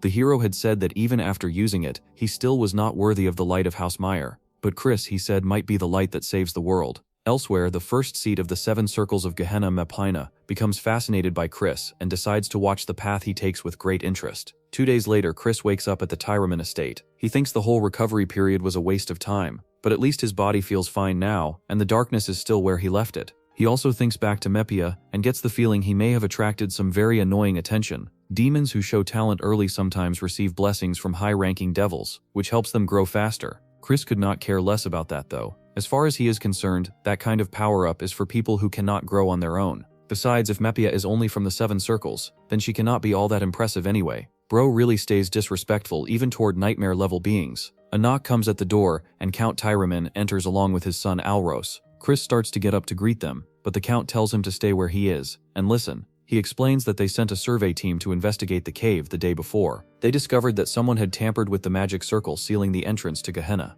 Their conclusion is that the demon was reverse summoned in the middle of manifesting, though even in that short time it could still have wiped everyone out with ease. Chris says nothing, because he already knows nobody would believe him if he said he erased the demon himself. Count Tyraman then admits that he owes Chris an apology. He says he believed the rumors and thought Chris was nothing but a useless scoundrel. Not only that, he thanks Chris and says he has now become a benefactor to House Tyraman. Chris replies that it was simply his duty as a member of the Dark Mage clan, and that they are family after all. Inwardly though, he feels guilty for all the chaos he caused while staying on their estate. Count Tyraman lingers on that word, family, then tells Chris to speak openly if there is anything he wants in return. Chris says there is. He asks House Tyraman to reconcile with House Khazar. Instead of continuing to act like enemies, he hopes they can become rivals who push each other to grow through fair competition and peace. He also explains that the hostility between their houses came from schemes by the main family, because the moment branch families start uniting, the main house sees that as a threat. Count Tyraman asks if he is suggesting they rebel against the main family, but Chris says no, they simply do not have to keep acting like pawns in a rotten game. Count Tyraman praises his insight and says he will contact Count Khazar about it. Chris thinks that if they keep gathering allies one by one like this, then when the Age of Ruin returns, they will finally have a real front line to stand on. Count Tyraman pats Ulros on the back and reminds him that he has something to give Chris. Ulros takes out the ashen orb and says it was lying there when he woke up, so he held onto it for him. Chris immediately teases him again, which makes Count Tyraman laugh out loud. Then the Count presents a gift of his own, a summoning stone capable of storing a Tier 4 beast. He also says he will file a report supporting Chris's attendance at the Holy Dark ceremony, and wishes him well. Chris thanks him for both the support and the gift, and the two of them leave. After that, Chris stays quiet for a moment, then tells whoever is hiding to come out. Simon emerges from the darkness and realizes that when Chris found him before, it was never just luck. Even Count Tyraman failed to notice him while he was cloaked, yet Chris sensed him anyway. Chris casually says it was because he could smell blood. Simon introduces himself as the chief steward of the Dark Mage clan, and Chris can already tell he is one of the clan leader's top men. Then something clicks in his mind, and he finally remembers where he knows that name from. Simon is the master of the Blood Shadow Corps Order. That group was completely insane, carrying out massacres and terrorism on anyone in their path, whether it was the Magic Empire or the Light faction. Their leader was a demon who reached 8-star power, then later broke into 9-star by the end of the Age of Ruin and became the 10th Demon King. Chris and the others nearly died more times than he can count because of that monster, and Simon is the blood son of that Blood Demon King. Simon cuts through Chris's thoughts and says he never expected the young lord of House Khazar to be such a refined gentleman that he even wiped out a demon. Chris immediately wonders whether Simon saw him use Dead Sea Flash, but he plays dumb and acts like he has no idea what Simon is talking about. Simon can tell he is pretending. He explains that when he inspected the cave there was not even a trace of the demon left. That was not reverse summoning. It was complete erasure. Even Simon admits he is impressed, and he asks Chris to explain how he pulled it off, since he needs to report everything to the clan leader. Chris refuses outright. He says that even if it is for the clan leader, he has no interest in handing over his secrets just because someone asked nicely. If anything, he doubts the clan leader would prefer a fool who gives up his claws so easily. More likely, the leader would appreciate a beast that keeps those claws hidden until the end. Simon finds that amusing, but Chris then demands an apology from him. He explains that under normal circumstances, no one could tell the difference between reverse summoning and total erasure just from the aftermath. That is why Count Tyraman assumed the demon had merely been sent back. But Simon knew it was total erasure because he was the one who summoned that Gehenna beast in the first place. A summoning incident that nearly caused casualties in a noble house would not go over well with the leader of the Dark Mage clan. Simon admits responsibility, but Chris tells him not to bother with formalities because he plans to keep the matter secret. That means Simon now owes him a very big debt. Simon likes that arrangement and promises he will not forget the mercy Chris showed him today. After greeting him, he disappears. Chris knows Simon will play a major role in the Age of Ruin, which means building a connection with him now could become a huge advantage in twisting the future. Chris and Marie are all packed and ready to leave when Ulros comes to see them. Of course, Chris immediately reminds him that from now on, he needs to call him Big Brother. Ulros protests that he is 2 years older, but after the usual round of bickering, he finally gets to the point. He tells Chris that the person most strongly opposed to his participation in the Holy Dark ceremony was Rion. Even though both of them are second rank, the main house and the branch families are not remotely on the same level. That is only natural when the main family gets the best elixirs, the best lineage vision, and the blessings of dark magic. Compared to them, Chris is basically prey. Chris just smiles and decides to give his newly acquired little brother a warning in return. He tells Ulros not to attend the Holy Dark ceremony this time. Ulros gets angry because he was genuinely trying to warn Chris, yet Chris is acting like he wants to monopolize the dark magic for himself. Chris calmly says that no matter who ends up facing him there They are going to regret meeting him. Ross fumes at that arrogant answer, but Chris simply tells him to think carefully about it and leaves. Back at Count Khazar's estate, Turn hears that the moment Chris returned, he went straight to the training hall. Turn rushes there and catches him just in time. He shouts his brother's ridiculous title and reminds him that he promised they would duel once he came back. Chris notices that Turn has already reached second rank middle, but he tells him to go train on his own for now. Then it hits Chris that Turn is also supposed to attend the Holy Dark ceremony, which makes things complicated. In the end, Chris tells him they can have their duel after both of them finish training. Turn warns him that this time will be different. Looking at how stubbornly he says it, Chris is reminded of someone else exactly like that. Later, Chris sits on his bed with the darkness orb in his hand. There are only 2 weeks left until the Holy Dark ceremony, so he swallows it down. The effect hits immediately, and with brutal force, he falls back onto the bed and lets the dark energy pour into his body. 15 days later, Turn comes to bother Chris and walks in after being given permission. The moment he sees him, he is shocked by how much his brother has improved in just 15 days. Chris warns him that he is going to beat him, but he still agrees to the duel Turn wanted. There is just one condition. If Chris wins, Turn has to give up his place in the Holy Dark ceremony. Turn is stunned by that, but Chris tells him the ceremony is a battlefield, so a weakling should step aside. That is more than enough to provoke Turn. He tells Chris to shut up and draw his sword. Chris says Turn clearly does not understand his older brother's intentions, so he will have to beat the lesson into him. The fight begins with Turn charging at Chris, and before long it ends with Turn laid up in bed.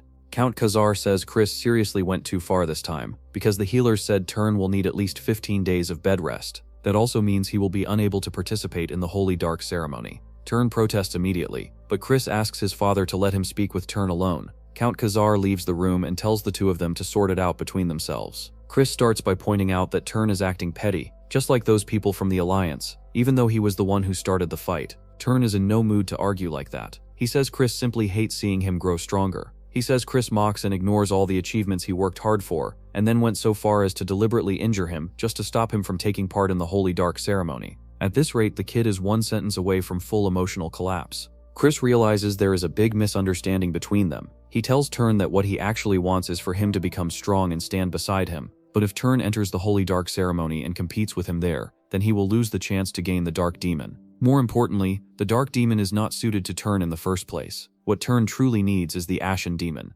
Just as the power of light branches into different types, demons do too. The Dark Demon is the highest attribute among demons, while beneath it is the Ashen Demon, one specialized in curses cast through black magic. Compared to swordsmanship, curse magic is far easier to learn. Turn asks how Chris could possibly know all of this, but Chris obviously cannot say he learned it from the future. So instead he says it became clear to him during their duel, because he fought Turn with complete focus. In any case, if Turn accepts the Dark Demon before mastering the Ashen Demon, he will only make it harder for himself when trying to learn the Ashen Demon later. It is not impossible, since the Dark Demon is the higher attribute, but Turn would still end up influenced by the Dark Demon's unique traits. For someone who wants to grow stronger quickly, that could turn into poison instead. Chris tells him he really hopes he will think carefully about the choice, because this is advice from an older brother who sincerely wants his younger brother to grow. Then he gives Turn a healing orb as a gift, and says that since Turn is his little brother, he has no choice. Of course, only Chris knows he already consumed something much better for himself. Turn is moved enough that tears start welling up in his eyes, but then he asks why Chris acted like such a jerk all the way until their mother died, especially when she had to suffer so much because of him. Chris watches him cry, moves closer and admits that back then, he understood nothing. Later, Chris arrives at the palace of the main family, but the doors are still shut. He thinks it is petty how territorial they are, and decides that once he becomes the leader, he is definitely changing this rule, before he can keep drifting into that daydream. Marie cuts in and says her heart is pounding because it is a date with just the two of them. Chris reminds her that she does not even have a heart. Still, she is right about one thing. The main family only allowed each participant to bring one companion. Because of the loyalty vow, Marie was the only one allowed to accompany him. Chris notices people whispering about him, but Marie takes that to mean he is already becoming famous. In reality, the other demons are shocked because Simon personally came to greet him. Simon looks him over and immediately notices that Chris achieved something in only half a month. Chris asks whether serving the leader of the Dark Mage clan is really such a relaxed job that Simon has time to be standing around here.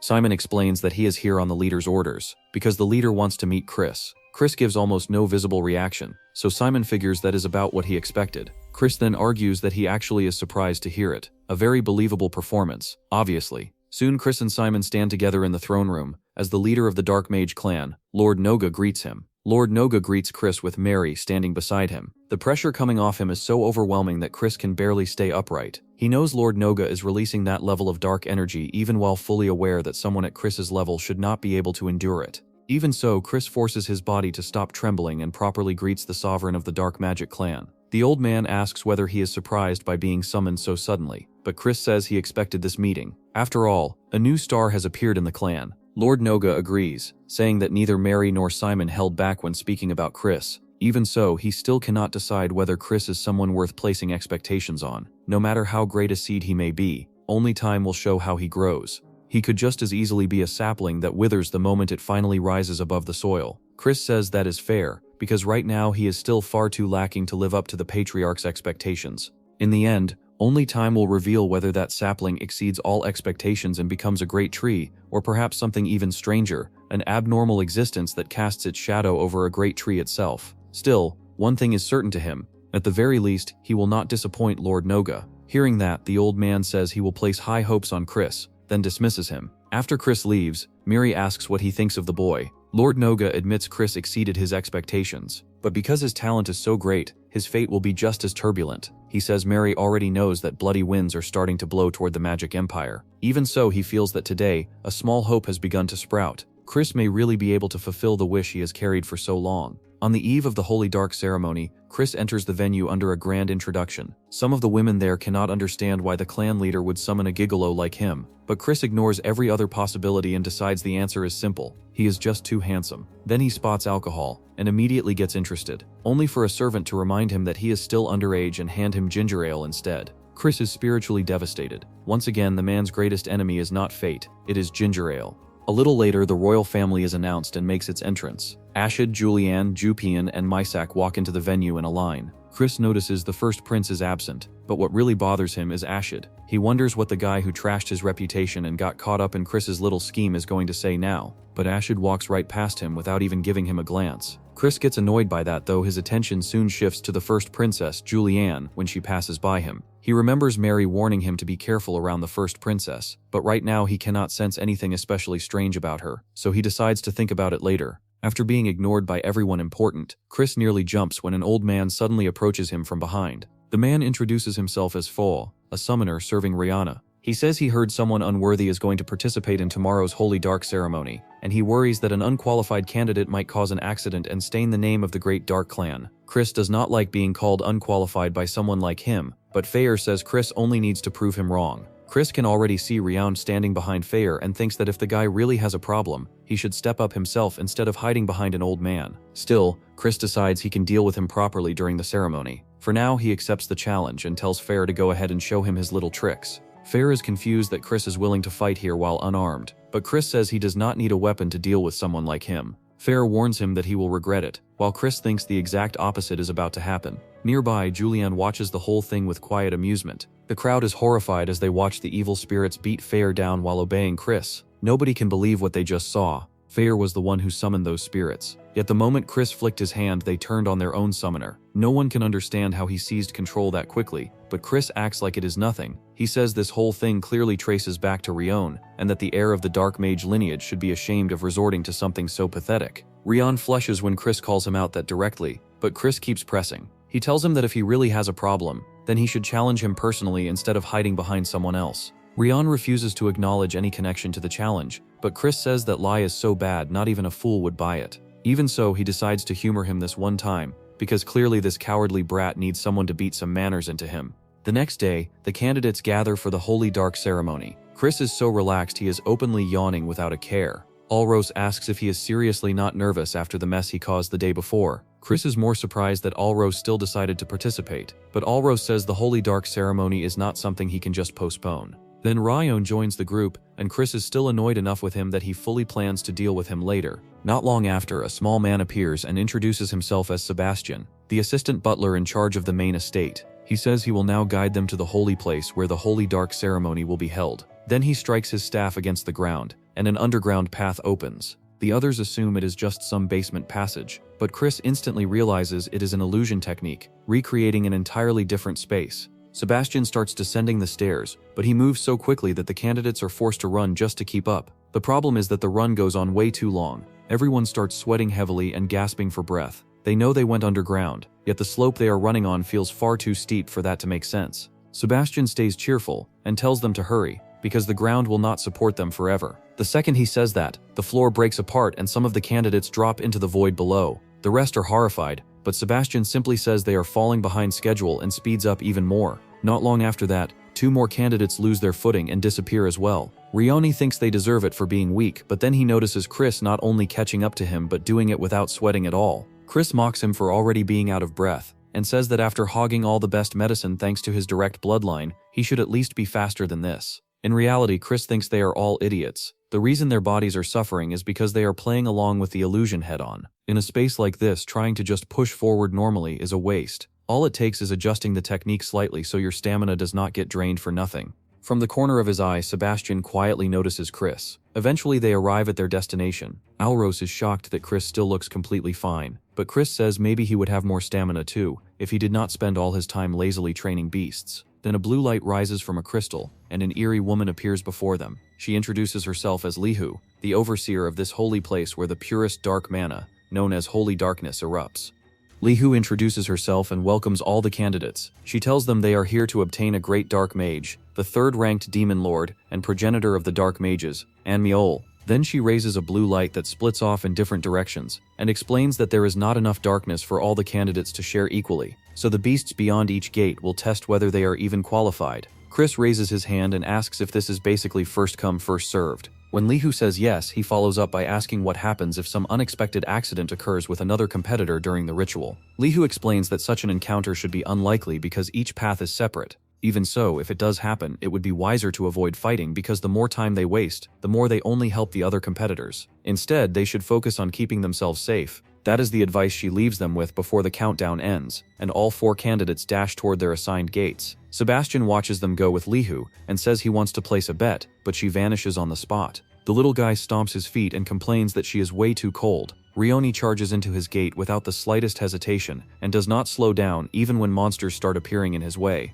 He cuts through them easily because they are only second-tier monsters, which means nothing to someone at second rank like him. Still, he figures the same cannot be true for Chris. Originally, every candidate's path was supposed to have the same distance and the same trials, but a sorcerer had been bribed to place stronger beasts only on Chris's route, so Rion is sure Chris will be overwhelmed from all sides and meet an unfortunate end. Since deaths during the ritual are not questioned, this place should become Chris's grave. Rion finally reaches the gate to the Holy Land and assumes he must be the first one there. Instead, Chris is already waiting and says he took so long that he was about to die from boredom. Rion is stunned and asks how he got there so fast, but Chris says it was nothing special. Rion gets so shocked that he blurts out that Chris's path was supposed to be much harder. That is all Chris needs to hear. He instantly figures out that the increased difficulty came from Ryan's interference. Chris cracks his knuckles and says there is no need for courtesy here, since it is going to be just the 2 of them for a while. Ryan knows competitors are forbidden from fighting during the ritual, but he still attacks, determined to finish Chris right there. Chris dodges easily while reading through his style. It is close-range martial arts, bursts of magic power, and joint locks meant to disable the enemy. Chris slips past every strike, and that alone frustrates Ryan more and more. Then Ryan notices Chris leaving one hand open and moves in to disable it. But that opening was bait from the start. Chris grabs the incoming hand, twists it behind Ryan's back, and tells him not to cry even if it hurts. The pain is so bad that Ryan lets out a full scream on the spot. Bro folded the second Chris stopped playing polite. Not long after, Aros arrives in front of the gate and finds Chris sitting there beside 2 unconscious boys. Chris asks him whether he would rather faint quietly or get beaten until he faints. Aros immediately takes up his stance because he can tell the situation already went sideways, but his ending is no different from the other 2. 5 years from now, the first war with the Alliance will break out. Before that happens, Chris has to secure the Dark Demon, so he cannot afford to give up even a single grain of sacred darkness, not even for someone he likes. With everything now settled, Chris opens the door to the Sacred Darkness. Sacred Darkness is a power that gives a fiend the possibility of becoming a true transcendent. The Elder Clan head, who was said to have absorbed 80% of the Sacred Darkness, is still one of the strongest beings alive even among the demon monarchs. The Dark Destroyer absorbed more than 90% of the pure dark energy and became a demon king. So based on that, Chris concludes that if he can absorb 100% of the pure dark energy, then he can surpass even the Demon Emperor. With that in mind, he reaches out to claim the thing he has been fighting for this whole time.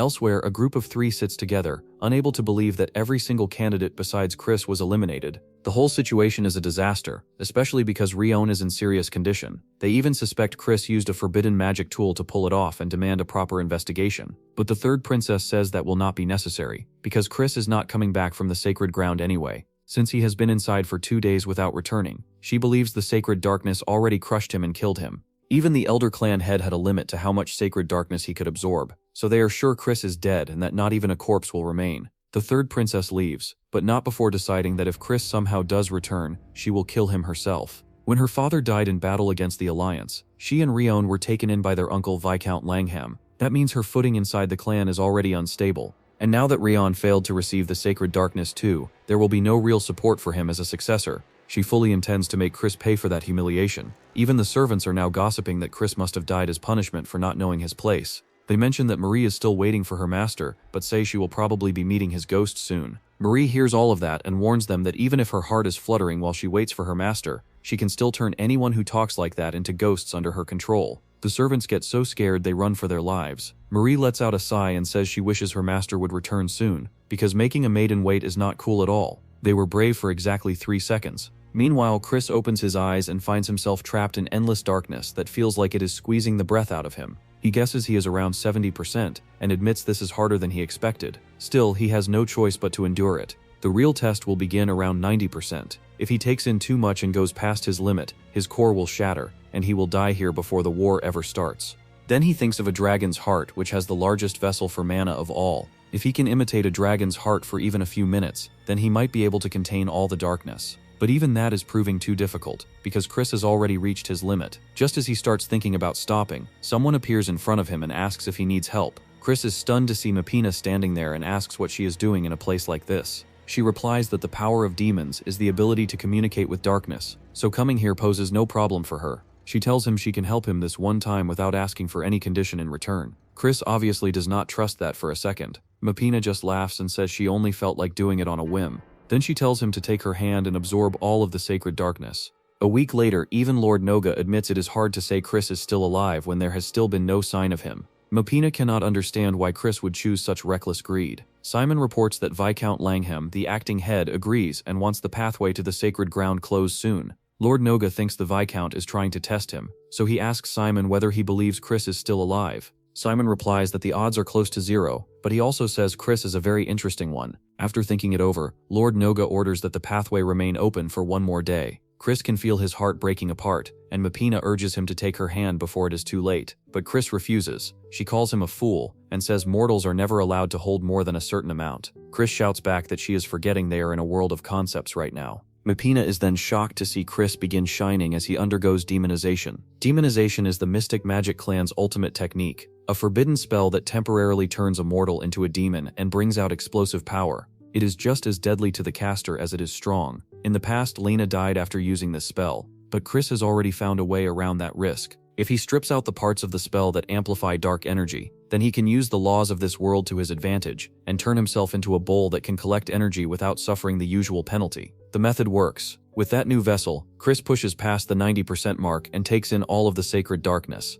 Mapina can barely believe what she is seeing. A mere mortal, one she considered no different from an insect, has cast off his body and become a black crescent. Chris, of course, is nice enough to explain that this is simply because he is a genius. Then he tells her he is leaving now, so she can stay behind and keep living in this place. Chris turns to leave, but Mapina does not mind at all. She says they will meet again another time. Chris just snorts and raises his middle finger at her. Even after leaving the sacred land, he can still hear her laughter, and he snaps back that there is no chance he is ever meeting her again. Then he starts wondering how much time passed while he was inside. If it really has been a whole week, then the main family should be in complete chaos by now. After that, he sheds the demonized form and decides he is going to play a little prank on them. Bro really absorbs all the sacred darkness, flips off a high-ranking devil, and still leaves thinking about trolling people. A servant suddenly rushes into a meeting room and informs the Viscount that Chris has returned. Viscount Langham, the acting head of the dark magic clan, asks for more detail, so the servant explains that Chris barely survived and is hanging on by a thread. The healers confirm that they can sense pure dark energy inside him, but it is completely unstable and churning out of control.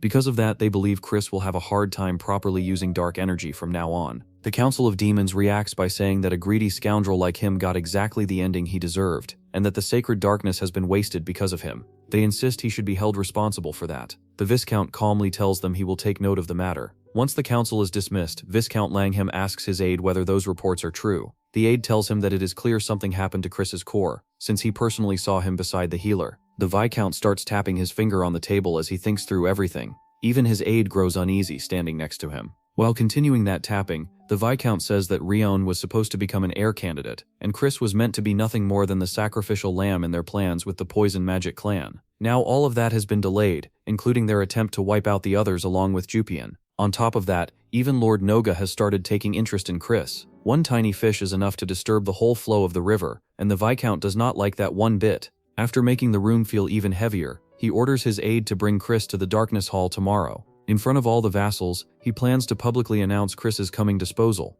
Chris stands before the Council of Three who desperately want to get rid of him, as they have gathered all these important people. The Viscount has the audacity to ask if Chris is aware of the sins he has committed during the Sacred Dark Rite. Chris says he is aware and claims that since his peers are unworthy of their Dark Magic clan lineage, he should have pummeled even more, but he was not able to. He even asks if they are still able to walk around, but the council obviously does not like his attitude. However, the Viscount explains that Chris's mistake is that even though he was able to monopolize the precious resource of the Dark Magic clan, he was not able to produce a result befitting of that privilege. Chris asks about the befitting result, so the Viscount tells him that it requires a purity of at least 70%. Chris innocently asks about the punishment, if he has not been able to absorb 70% or more, so the Viscount tells him that he will not inherit any of the dark magic techniques. Additionally, he will forever be barred from entering the grounds of the main house, and his succession to the house of Count Khazar will be denied as well. Chris questions how he will be judged because even the Viscount can't fully measure it right now. However, Prince Eskana raises his hand to volunteer for the job. He claims that although Chris's core is in chaos, a dark energy clash should be able to get some measure of his purity. He further explains that since he has absorbed 70% of the sacred darkness, if Chris is able to overpower him, then that would mean that Chris has been able to achieve greater than 70%. For the context, the dark energy clash is a battle purely to measure the superiority of one's dark energy against another's.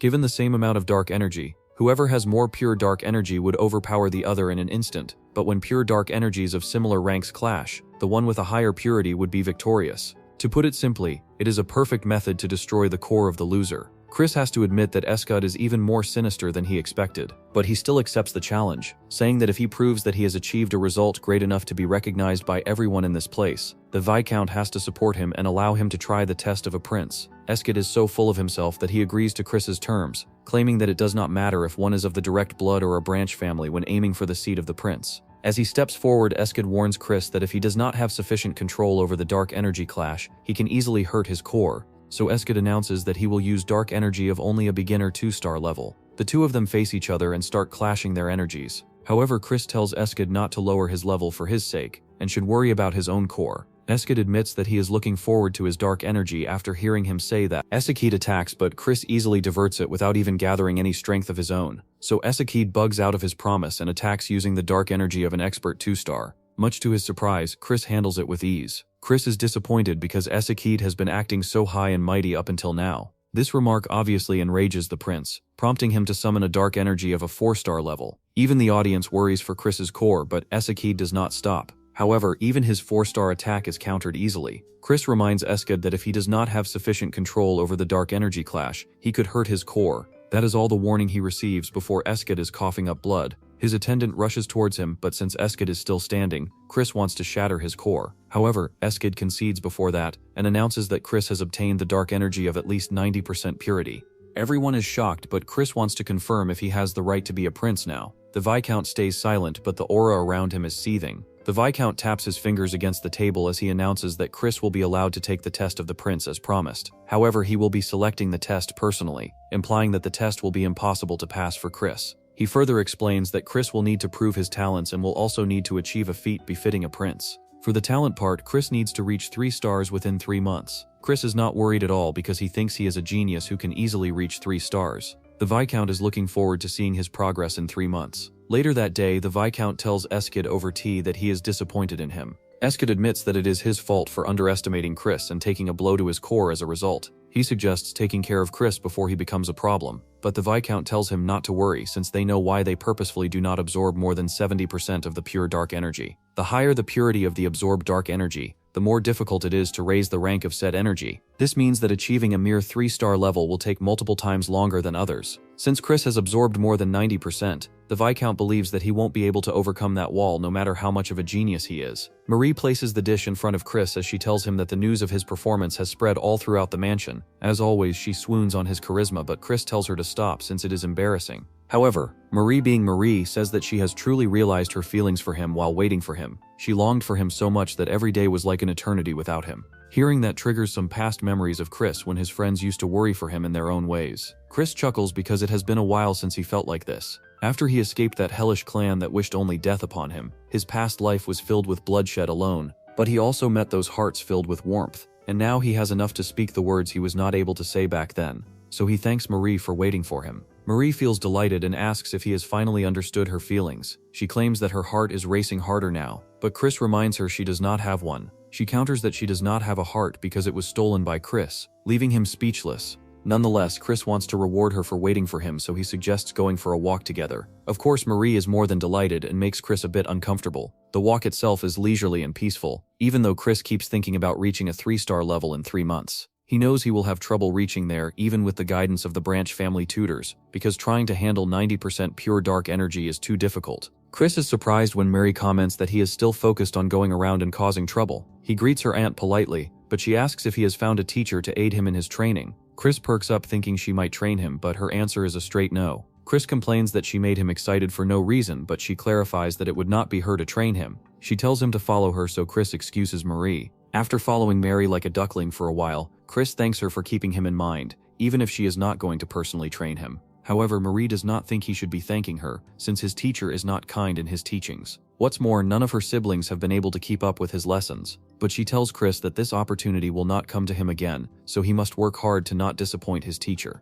The two reach a point where there is a kid staring at them. Chris blurts out that the kid is lost and even goes ahead to pat his head while asking about his parents. However, the kid's glaring face is too familiar, and even Mary tells Chris to show some respect because this kid is the clan head's incarnation. Chris greets him politely while the clan head scrutinizes Chris to analyze that he has achieved even beyond 90% purity. The clan head comments that he has done something great, but it was a foolish decision. He explains that even he has met walls much higher than others as he absorbed 80% sacred darkness. According to him, even their progenitor never would have been able to reach the stage he reached, if not for the grace of the Demon Emperor. So he can't even begin to fathom the walls Chris will meet on his journey. The clan head offers to return a part of his pure dark energy into the Aether if Chris wishes for it. He says that Chris should be able to handle around 80% of the dark energy with his talent. However, Chris dares to ask why the Dark Magic clan has become so weak instead. Mary starts to scold him, but Chris continues to say that while they may not be at the level of the Mystic Magic clan and the Undead clan, they are still seen as the weakest among the 12 noble clans.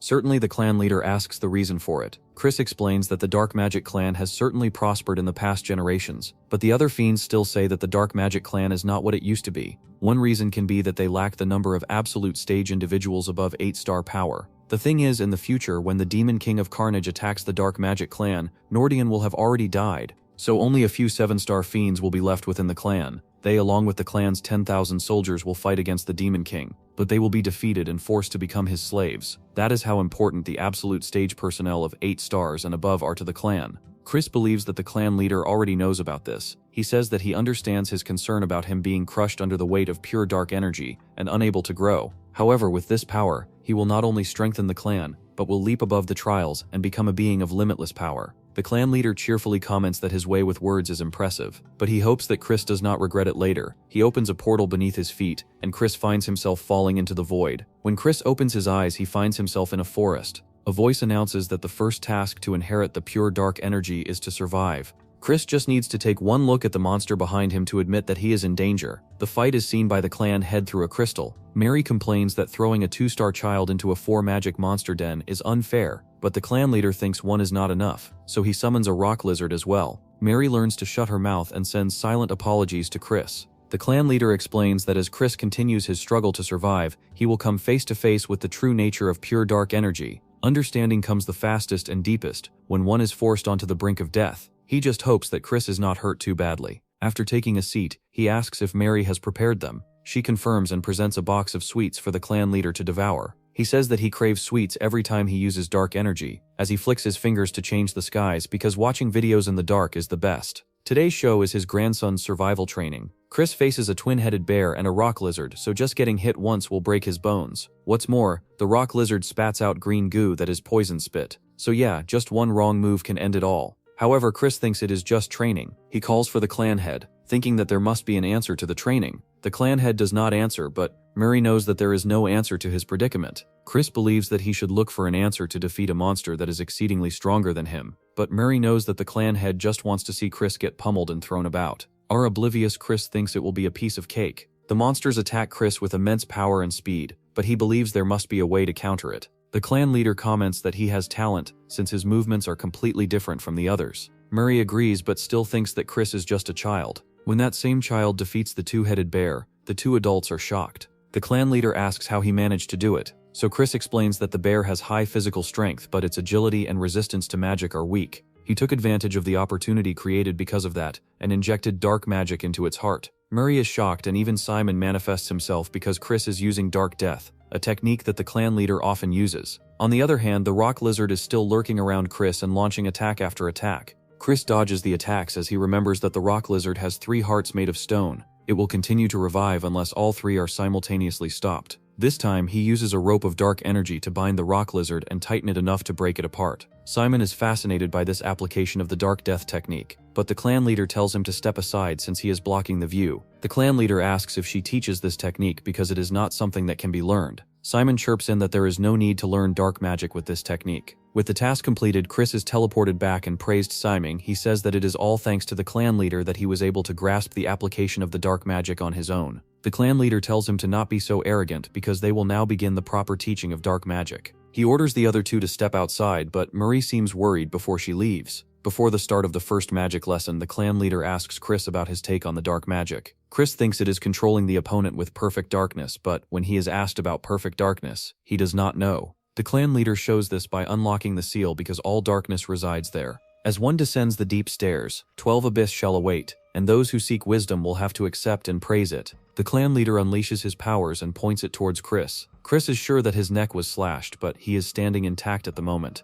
The clan leader explains that it was a conceptual blade that cuts only what it intends to cut, a black sword formed through dark magic. He gives Chris 1 month to hone the black sword he just showed him and leaves. Chris takes some time to come back to his senses, but he still does not understand what just happened. Chris runs and does his exercises to provide fan service that only occurs in his daydreams. He needs to gain some weight, so he wonders if he should just start training again. He conjures some dark energy into his hands, but it vanishes as soon as it appears. As expected, it would not be easy. Even if the summoning succeeds, it is difficult to hold for more than 10 seconds, and it is completely different from the family head's darkness, which was more powerful and complete darkness. He repeats the words of the clan leader, thinking that there must be a secret nodding somewhere. 1 month later, the clan leader and Mary make their way towards Chris. The clan leader comments that they must have realized his level after failing the mock cuts this much. But Mary does not reply. When he asks if she is that worried, she asks if there is no other faster way since the prince's exam is only in 2 months. The clan leader explains that rapid growth is impossible with the purity of the dark magic in his body.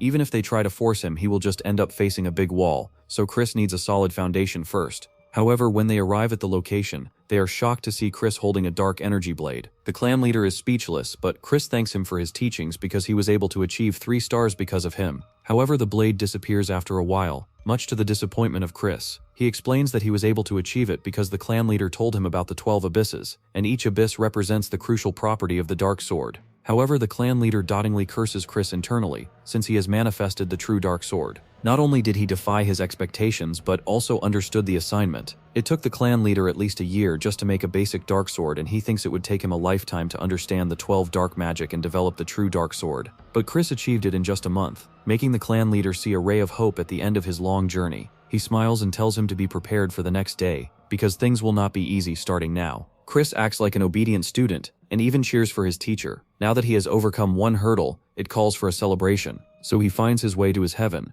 where he takes out an expensive booze that he could not even dream of getting before. He is planning to drink it while Marie is not watching, but someone else stops him in his tracks and even chastises him for drinking in broad daylight. Chris does not know who she is, but she is a 3-star rank magician, and the color of her eyes tells him that she is not from the Dark Magic clan. He asks if she knows him, but she becomes furious and slaps him across the face, making him fall to the ground. Her attendant stops her from going any further and prompts her to take her leave. Sebastian rushes to the scene and tells the enraged Chris that she is Marisa from the Ultimate Poison Dark Magic family. Chris finally connects the dots and concludes that she is her fiancée, but Sebastian provides that she is his ex-fiancée, to be exact, and belatedly realizes that he is in trouble. Marisa is taking every step steadily, but her mind is in the past. She was 8 years old when she was bored at a dark magic clan event, because everyone was talking to her brother. What's more, the people were gossiping about her because she was a child born out of wedlock. They whispered that she was only present here because her father, Duquam's son, was impotent, and he would need a daughter to find a son-in-law.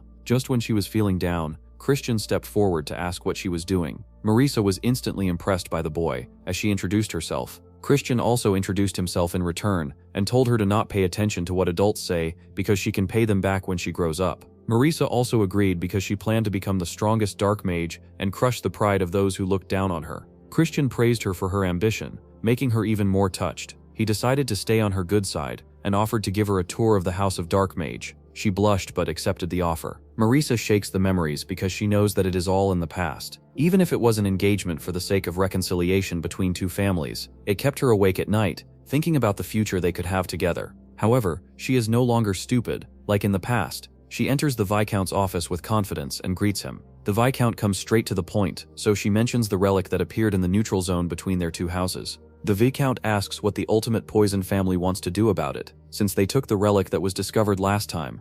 Marisa is not going to yield because she knows that is what the Dark Magic family would have done if the positions were reversed. She wants to handle it fairly by sending an exploration team from each family, and whoever discovers the relic first gets to keep it. However, she demands that the exploration team should consist of no more than 10 dark mages of 3-star rank or lower. This is to avoid a clash between the two clans because she knows that if both sides suffered heavy losses, it would only benefit the enemy. The Viscount agrees with her and accepts the terms, but she is suspicious of his agreeable stance. The Viscount drops the other shoe that if the Ultimate Poison family breaks the agreement, then not only this relic but also the ownership of the recently discovered relic will go to the Dark Mage family. Breaking the agreement includes doing something underhanded such as interfering with their exploration team, because traps and ambushes are a specialty of the Ultimate Poison family. Marisa accepts the additional conditional, so the Viscount asks if she is personally going to lead this exploration. She confirms, and the Viscount says he is looking forward to witnessing the might of the famed Myriad Poison Maiden. Marisa takes her leave after a parting greeting.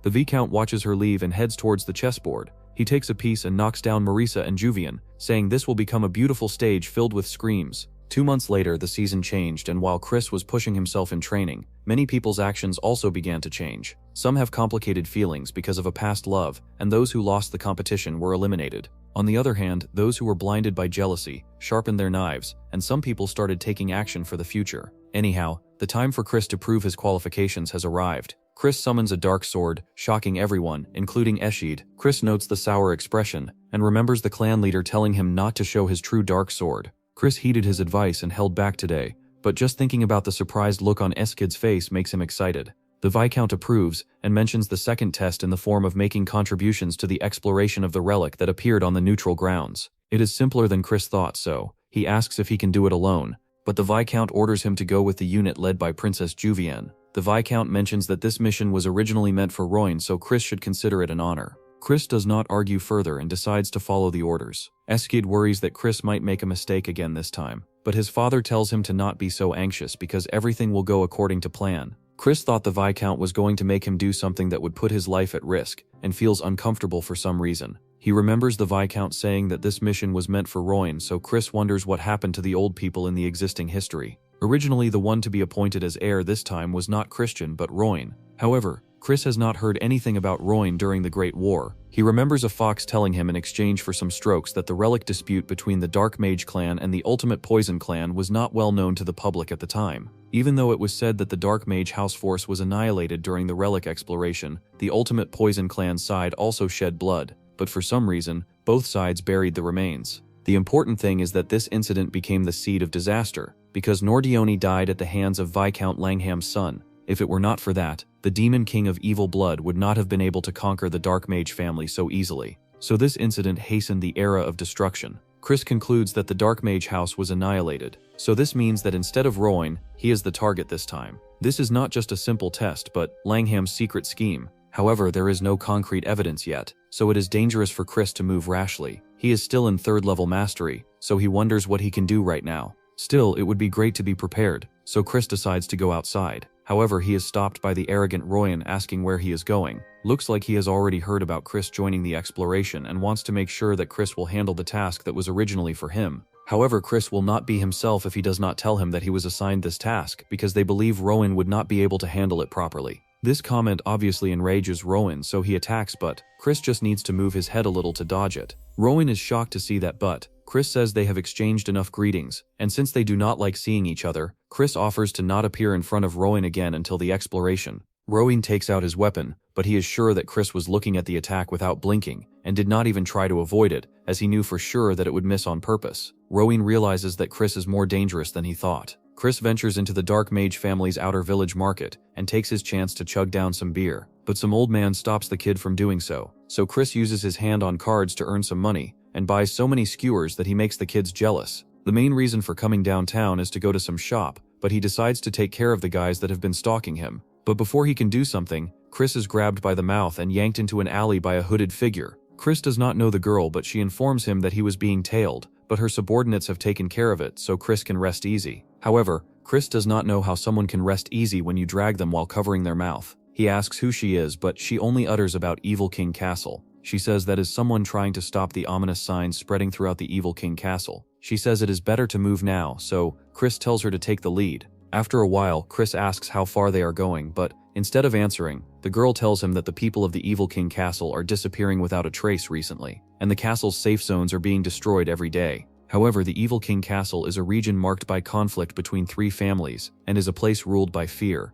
The heads of the families are people who do not care about the life and death of their people. That is why she needs help from several families to eradicate the criminal forces, but she can't ask for help without giving something in return. She surprises Chris when she says that she will give him information that will calm the storm that has descended upon the Dark Mage family. She informs him that Viscount Langham is colluding with a high-ranking figure from the Ultimate Poison family to eradicate Marissa. Chris is shocked to hear about Marissa because he does not understand the reason. The girl says that if these events cause the 2 families to lose their footing, the ringleaders of the Evil King Castle will become more active. It can collapse the balance between the 12 Dark Mage families, leading to even greater tragedy. So she hopes that Chris is prepared for this relic exploration and wishes that he can safely become the prince of the Dark Mage family, to stand against those who disturb the peace. Chris admits that she has quite the information network if she even knows that he can become a prince because of this relic exploration. However, he can't trust her with no proof, and asks for something as collateral, if she wants to cooperate. The girl gets nervous, making Chris believe that she does not have anything to offer, but she takes out something out of her pockets that shocks Chris. After the 2 leave, the girl looks in his direction a bit more before moving. She asks the shadow why she can't reveal her true form to Chris, but the monster in her shadow tells her that it is for her own sake, because if Chris gets into danger and mentions her name, things will get even more dreadful. She heeds the advice and transforms into a girl named Idrine. Chris may look composed, but he is actually very happy about getting a VIP pass to the Dark Auction House, a secret marketplace dealing in smuggled relics and rare animals. Access cards are issued only to verified nobles or wealthy individuals. In the past, none of the warriors had a card, so it was quite difficult to get in. The card reads Leah de Balthman, but Chris has never heard this name before. He remembers the girl telling him about the scheme of the 2 families, but Chris shakes his head since he can't trust her without confirming her identity, so for now it is better for him to prepare. His preparations include sending a message pigeon and meeting up with some guy.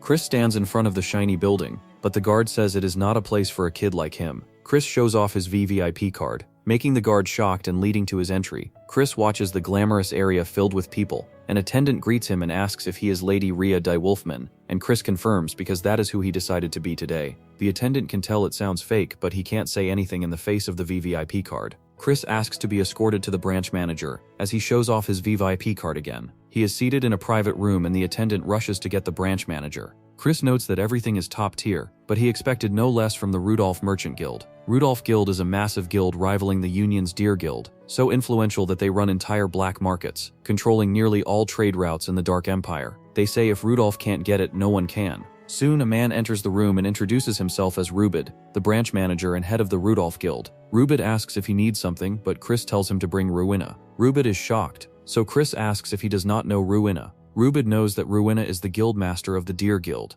but he claims that he can't summon her. However, Chris does not believe him because Rowena is right in front of him. Rubid still pretends to be confused, but Chris comments that the relic's power is pretty convincing. He tells him to drop the act since they will be seeing each other often. Rubid grits his teeth and transforms into Ruina, demanding how he knows about her. Chris smirks, thinking that she messed him up a lot in his past life. Of course, he paid her back several times over later. He berates her for using such a trash relic as the head of the Rudolph Guild, and leaves with jewels and gold completely loaded. Chris is proud to be able to extort this much for the first visit, but his reasoning is as pure as preventing the end of the world, so Ruina should be grateful. Of course, this would not drastically boost his power, but he might be able to counter some of the Viscount's plans. Ruin is looking over the training of soldiers when he spots Chris and stops him to joining the training. However, Chris rejects the offer because he is tired after goofing around. He takes his leave, but the redhead does not like his attitude. However, Ruin tells him to leave Chris be since he is not worth the opportunity. Ruin believes that if Chris does not earn any merit, it will be his own loss, but he still does not understand why he is acting so stupid. Rubid delivers the herbs for Chris, but when he asks about their purpose, the boy shuts him out of his business. Chris pays him with some gaudy stuff from his attic. Rubid wants his identity hidden, so Chris assures him and says he hopes to see him again soon. However, Rubid clearly has no intention of meeting him again, so Chris pulls out his trump card and tells him that a war might break out soon. Rubid is shocked, even though he should already know that the continent's situation is serious, since he travels between the Alliance and the Magical Empire for business. If a war really breaks out, Rubid will be forced to stay in one kingdom because the routes will be blocked, and his sales would be cut in half in that case. Rubid argues that predicting a war is a huge leap, but Chris points out that the rumors coming from the Four Kings Castle prove that it is not completely baseless. It turns out Rubid has also noticed the foul atmosphere surrounding the Four Kings Castle. Many noble families are openly advocating for war with the Alliance, and there are already reports of conflicts breaking out here and there. Rubid says that he cannot stop a war anyway, so there is no point in telling him about it. However, Chris reveals that he actually wants Rubid to become his sponsor, so that he can create a future where the war never happens. Rubid becomes confused, so Chris explains the situation further. The Four Kings Castle is preparing for war, and they might march through the southern magical nation where the Dark Demon resides. But if Chris becomes a prince this time and prepares properly for the coming conflict, the worst possible outcome can be avoided, which would also protect Rubid's business interests. As Chris extends his hand, Rubid notices that the boy is not lying and eventually decides to invest for the sake of the future. He warns Chris that he will walk away immediately if his trust is broken, not realizing that Chris already has plenty of excuses ready to use him if necessary. The two end their rather greedy business meeting on a somewhat sour note. Chris then gets to work with the herbs in order to prepare an antidote, since even high-ranking members of the extreme poison demon sect are involved in the situation. However, it has been quite a while since he last made this medicine, so he cannot promise perfect results. As he watches the pot carefully, memories begin to surface, and a flashback begins. Back then, at the Divine Physician family, Chris was receiving the scolding of his life about herbs from their clan leader, Ella herself. Chris first met the girl on the battlefield during the Tea War. Even at a young age, she had no choice but to go to war because the blood-drinking Demon King had wiped out her entire family. The Divine Physician family was known as the greatest medical family in the world, which naturally made them a major thorn in the Demon King's side. In the end, even Ella could not escape the Demon King's sword.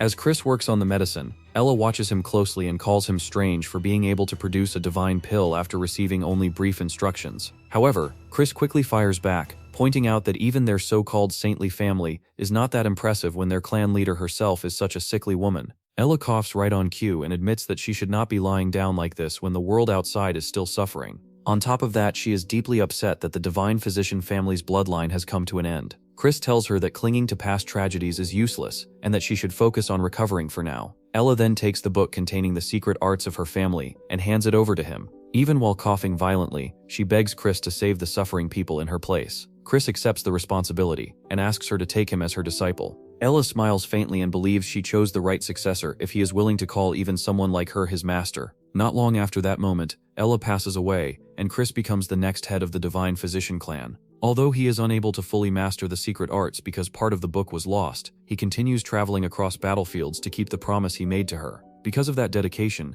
he eventually becomes known as the Saint of the Battlefield. Chris believes that Ella is probably living peacefully somewhere now, but he is still determined to keep the promise he made to her. Meanwhile, the Count becomes extremely happy when he receives a letter from Chris. He proudly brags about his son's recent achievements. However, the moment he opens the message, his expression twists like someone just forced him to bite into a lemon. Then, after a brief moment of silence, he proudly tells the butler that he needs to start making preparations for his son. Jupian is giving everyone instructions about grouping and formations, but when it comes to Chris, the guy simply declares that he is going alone. Jupian fumes at the objection, yet Chris calmly explains that he is more comfortable working solo and that they cannot risk slowing down since the extreme poison clan is already ahead of them. Dupian warns him that this area is filled with high-level monsters and that Chris should not expect anyone to rescue him if he gets into trouble. Chris tells him to worry about himself instead and even offers him an antidote. Dupian refuses it, so Chris casually gulps the antidote down in front of him and teases him about it. Just then, Marisa arrives at the scene and immediately notices the tension between them. However, instead of addressing the situation, Dupian throws shade at her for arriving late. Marisa argues that she came on time, but when Dupian reminds her about the rules during exploration, especially the rule about not setting traps or ambushes, things quickly become heated since both of them are blunt and stubborn by nature.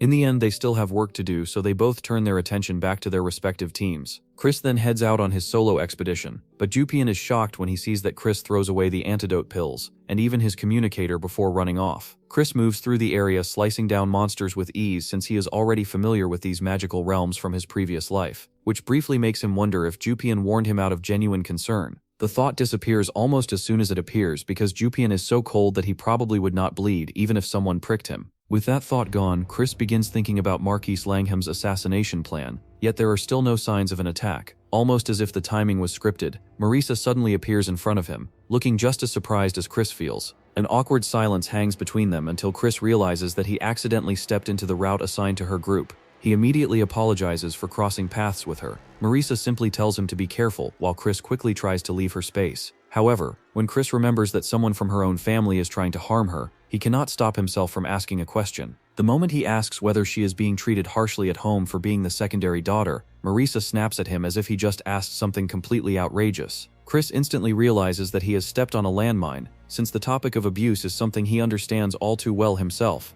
He apologizes right away, but Marisa's reaction only becomes more intense as she demands that he apologize properly, and immediately. Seeing her anger, Chris concludes that the situation is more serious than a simple family quarrel. Someone clearly wants to harm her, which means he needs to investigate further to uncover the real culprit. Until then, Marisa will remain in danger, so Chris decides he must make sure she survives long enough for reinforcements to arrive. He tells her that he has no choice but to buy some time, especially since the broken tree nearby proves that she threw the first punch. According to the rules, that means he gets the artifact. Marisa quickly argues that it was only self-defense because he insulted her family and reminded her of the humiliation she suffered from their broken engagement. Even if her excuse sounds a little weak, Marisa still wastes no time throwing her rat poison straight at Chris. The moment the poison hits, Chris starts coughing while Marisa calmly explains how her poison works, just like a typical villain explaining their evil plan. She demands that he kneel and beg at her feet while throwing even more poison bottles toward him. But before she can celebrate her victory, Chris suddenly reaches through the smoke,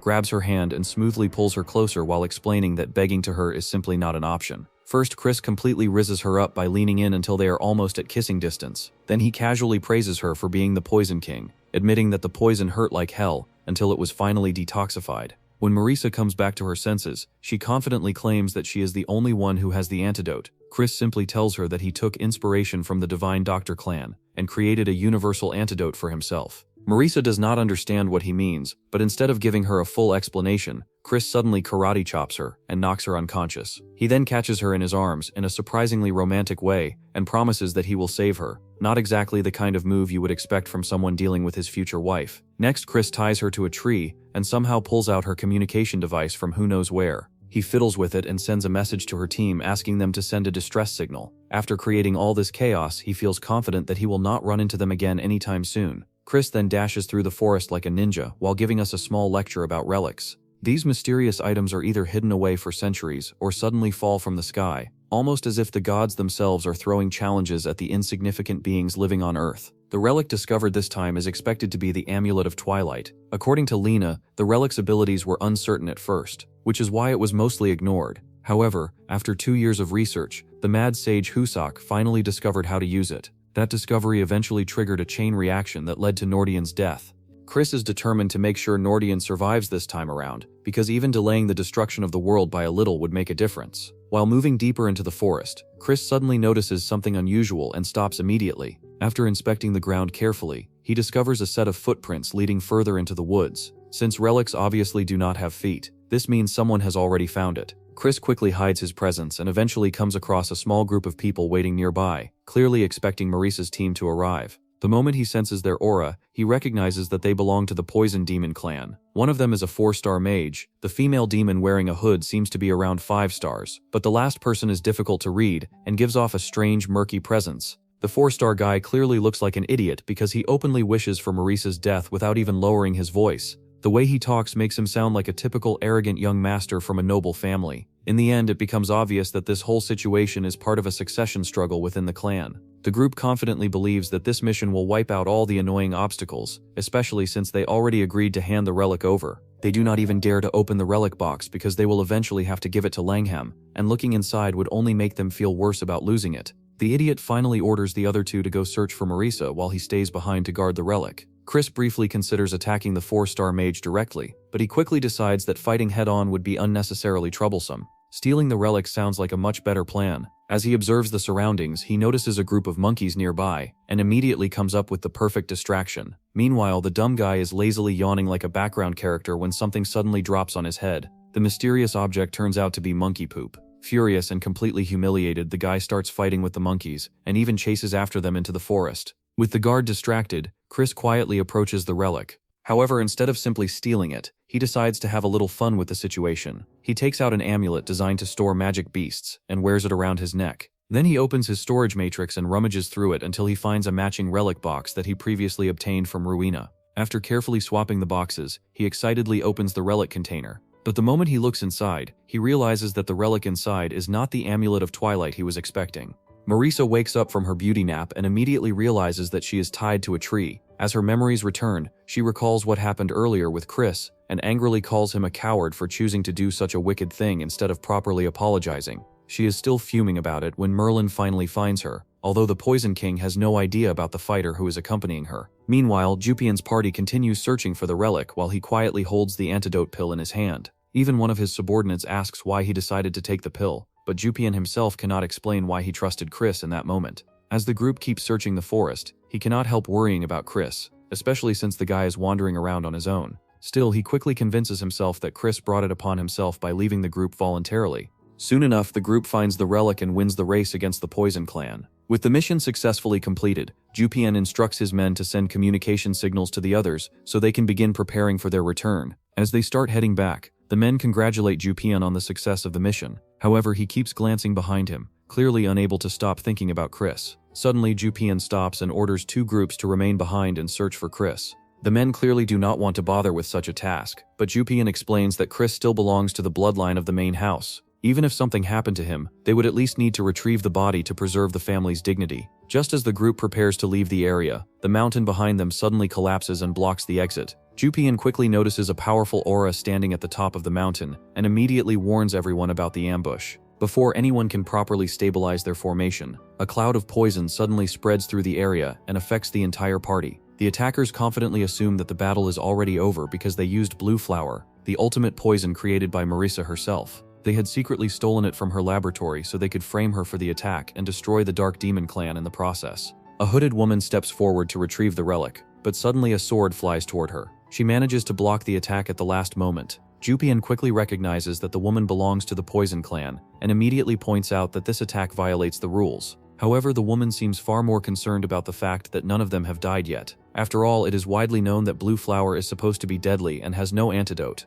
At that moment, Jupian suddenly realizes the reason they survived. The antidote pills Chris left behind must have neutralized the poison. Meanwhile, the woman decides to eliminate everyone personally, forcing Jupian to raise his sword with trembling hands. He can sense that she is at least a 5-star mage, and in that moment he assumes that Marisa betrayed him by secretly summoning her. Just as the two sides prepare to clash, a rain of weapons suddenly falls from above and interrupts the confrontation. It turns out that Marisa and Merlin have arrived to join the battle. However, the masked woman clearly does not look happy about their appearance. She had already ordered the mole within the party to lure Marisa away. Yet not only is Marisa standing here, she is also accompanied by the vice commander of the Black Swamp Knights. Marisa is furious when she realizes that someone used her blue flower poison. She immediately demands the sinner's name and affiliation. The hooded woman only smirks at her boldness while summoning even more of her minions. At that moment, Marisa realizes that the attackers already knew their expedition lacked high-ranking mages. Just when Jupian starts thinking that they are completely doomed, Chris suddenly appears out of nowhere, and according to him, it is purely a coincidence. Absolutely a coincidence. Chris takes one look at the situation and casually assumes that everyone simply missed him. Jupian and Marisa quickly pour cold water on that delusion, but the enemy actually seems a little touched by their reunion before what they assume will be their deaths. As much as Marisa wants to deny it, she admits that they do not stand a chance against a 5-star mage, even if all 4 of them combine their strength. Chris, however, is the only one who thinks that rank alone means nothing. He reaches into his void storage, pulls something out, and tosses it toward his team.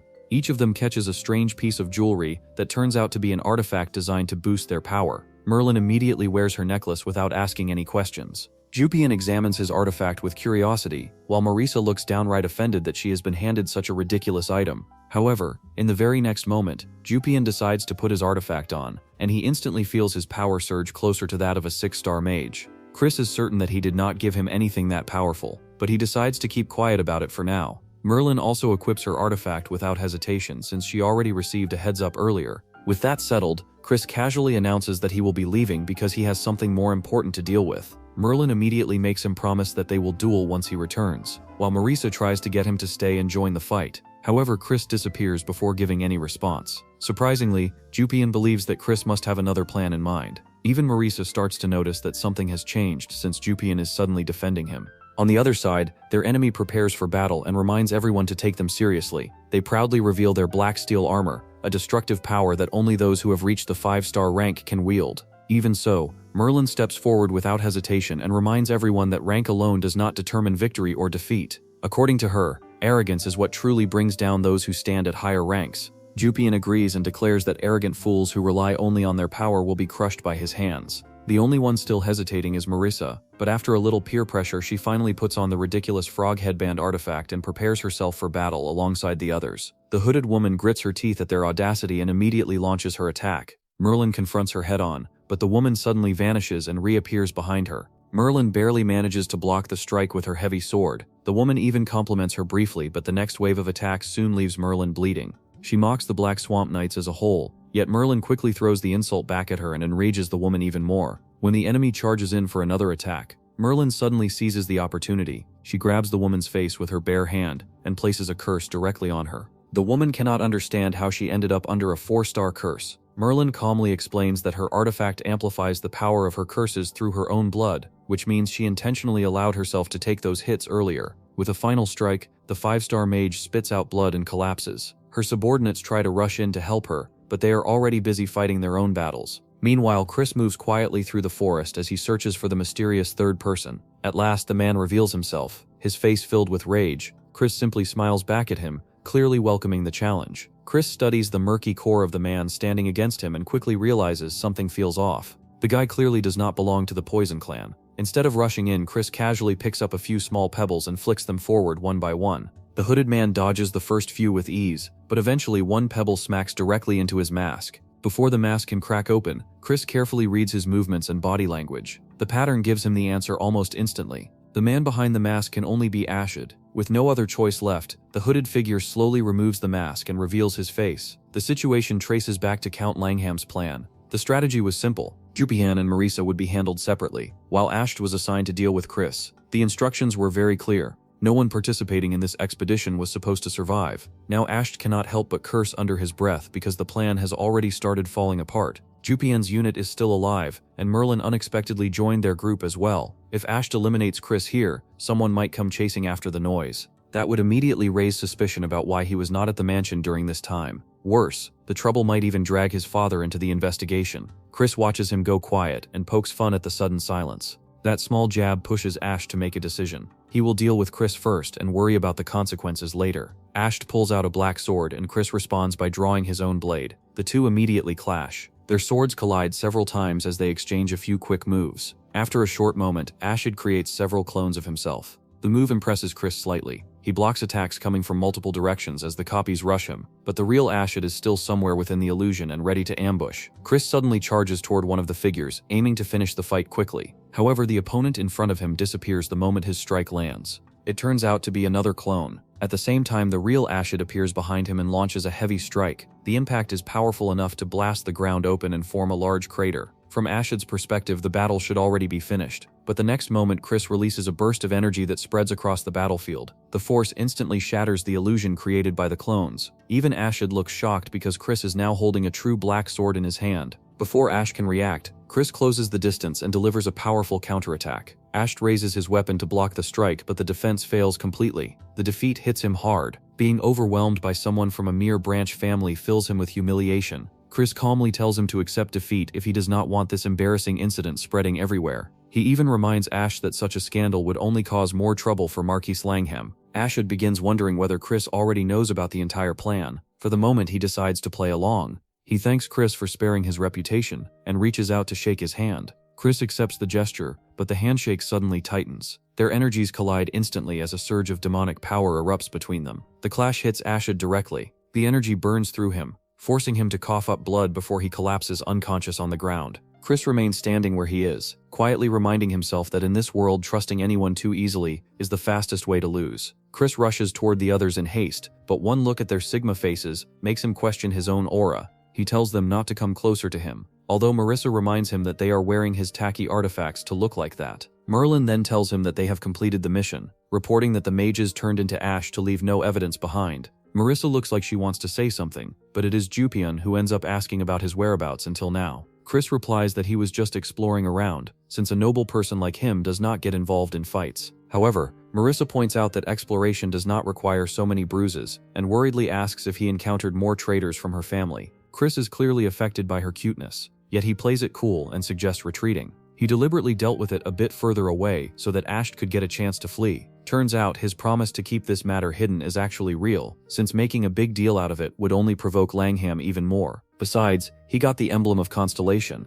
and the 3 people he wanted to save have survived, so it is enough for now. 1 week passes, and during that time Chris has been constantly babied by Marie. The Poison Clan was put in a difficult position because of this incident, but they were able to settle it with compensation. Even so, this outcome is still better than the previous life where everyone was wiped out, and Duquam does not have to hand over the relic to Langham. Meanwhile, Merlin returns to the Dark Mage clan as soon as she escapes the canyon, while Marisa keeps her promise to keep Merlin's involvement a secret. Back at the table, Marie is completely bent on feeding Chris, because her heart races whenever she even thinks about the ways she can take care of him. The boy quickly tells her not to imagine weird stuff, and reminds her that she technically no longer has a heart. However, Marie suddenly starts vibrating on purpose just to show how much her heart is affected by Chris. She even wants to hand feed him, although Chris clearly does not consent. Having no other choice, she simply shoves the spoon into his face, while continuing her one-sided flirting. From the other side of the table, Jupian watches the entire scene unfold, which somehow makes things even more awkward. Chris then tells the guy that he does not need to keep visiting him, yet Jupian insists on staying because he feels responsible for it. At this point, Chris practically wants to choke himself, especially since Marie has already started seeing Jupian as a love rival. Trying to act polite, she offers the guy some blood juice, but Jupian coldly replies that he prefers green onion juice instead. When Marie becomes visibly dejected, Chris cannot help but admit that Jupian is surprisingly strong in situations like this. However, the other boy suddenly declares that he will crush him someday, and Chris casually gives him permission to do so. Then, completely out of nowhere, Jupian thanks him, which catches Chris off guard. Chris simply tells him to speak up a little louder, and that alone makes the other guy fume at his audacity. Jupian then warns Chris that this will be the last day he gets to smile like that, because he has promised to become a prince now. Once he becomes a prince, things will be drastically different from now on, so he tells Chris to prepare himself well. Chris calmly acknowledges that things will indeed be different, because until now he was someone who was not even worth trampling for them. But the moment he becomes an equal competitor, everyone will rush forward just to trample him. Now he will have to face all sorts of big shots across the kingdom, and he even wonders whether Jupian will become one of them. The other guy notices Chris staring at him and suddenly asks if he is pretty. Chris stays completely quiet, since he can sense an unbreakable fourth wall forming right there. After a moment, Jupian finally stands up and decides to leave, perhaps feeling shy all of a sudden. Chris lets out a long breath of relief and begins to recharge himself. However, that relief does not last long, because he soon hears footsteps approaching again. Slightly irritated, he asks why Jupian returned, but when he looks closely, he realizes that it is actually Marisa standing there, arriving to grace him with her presence. Marisa swings by to check on Chris, looking worried like she's about to find him in the middle of some epic disaster.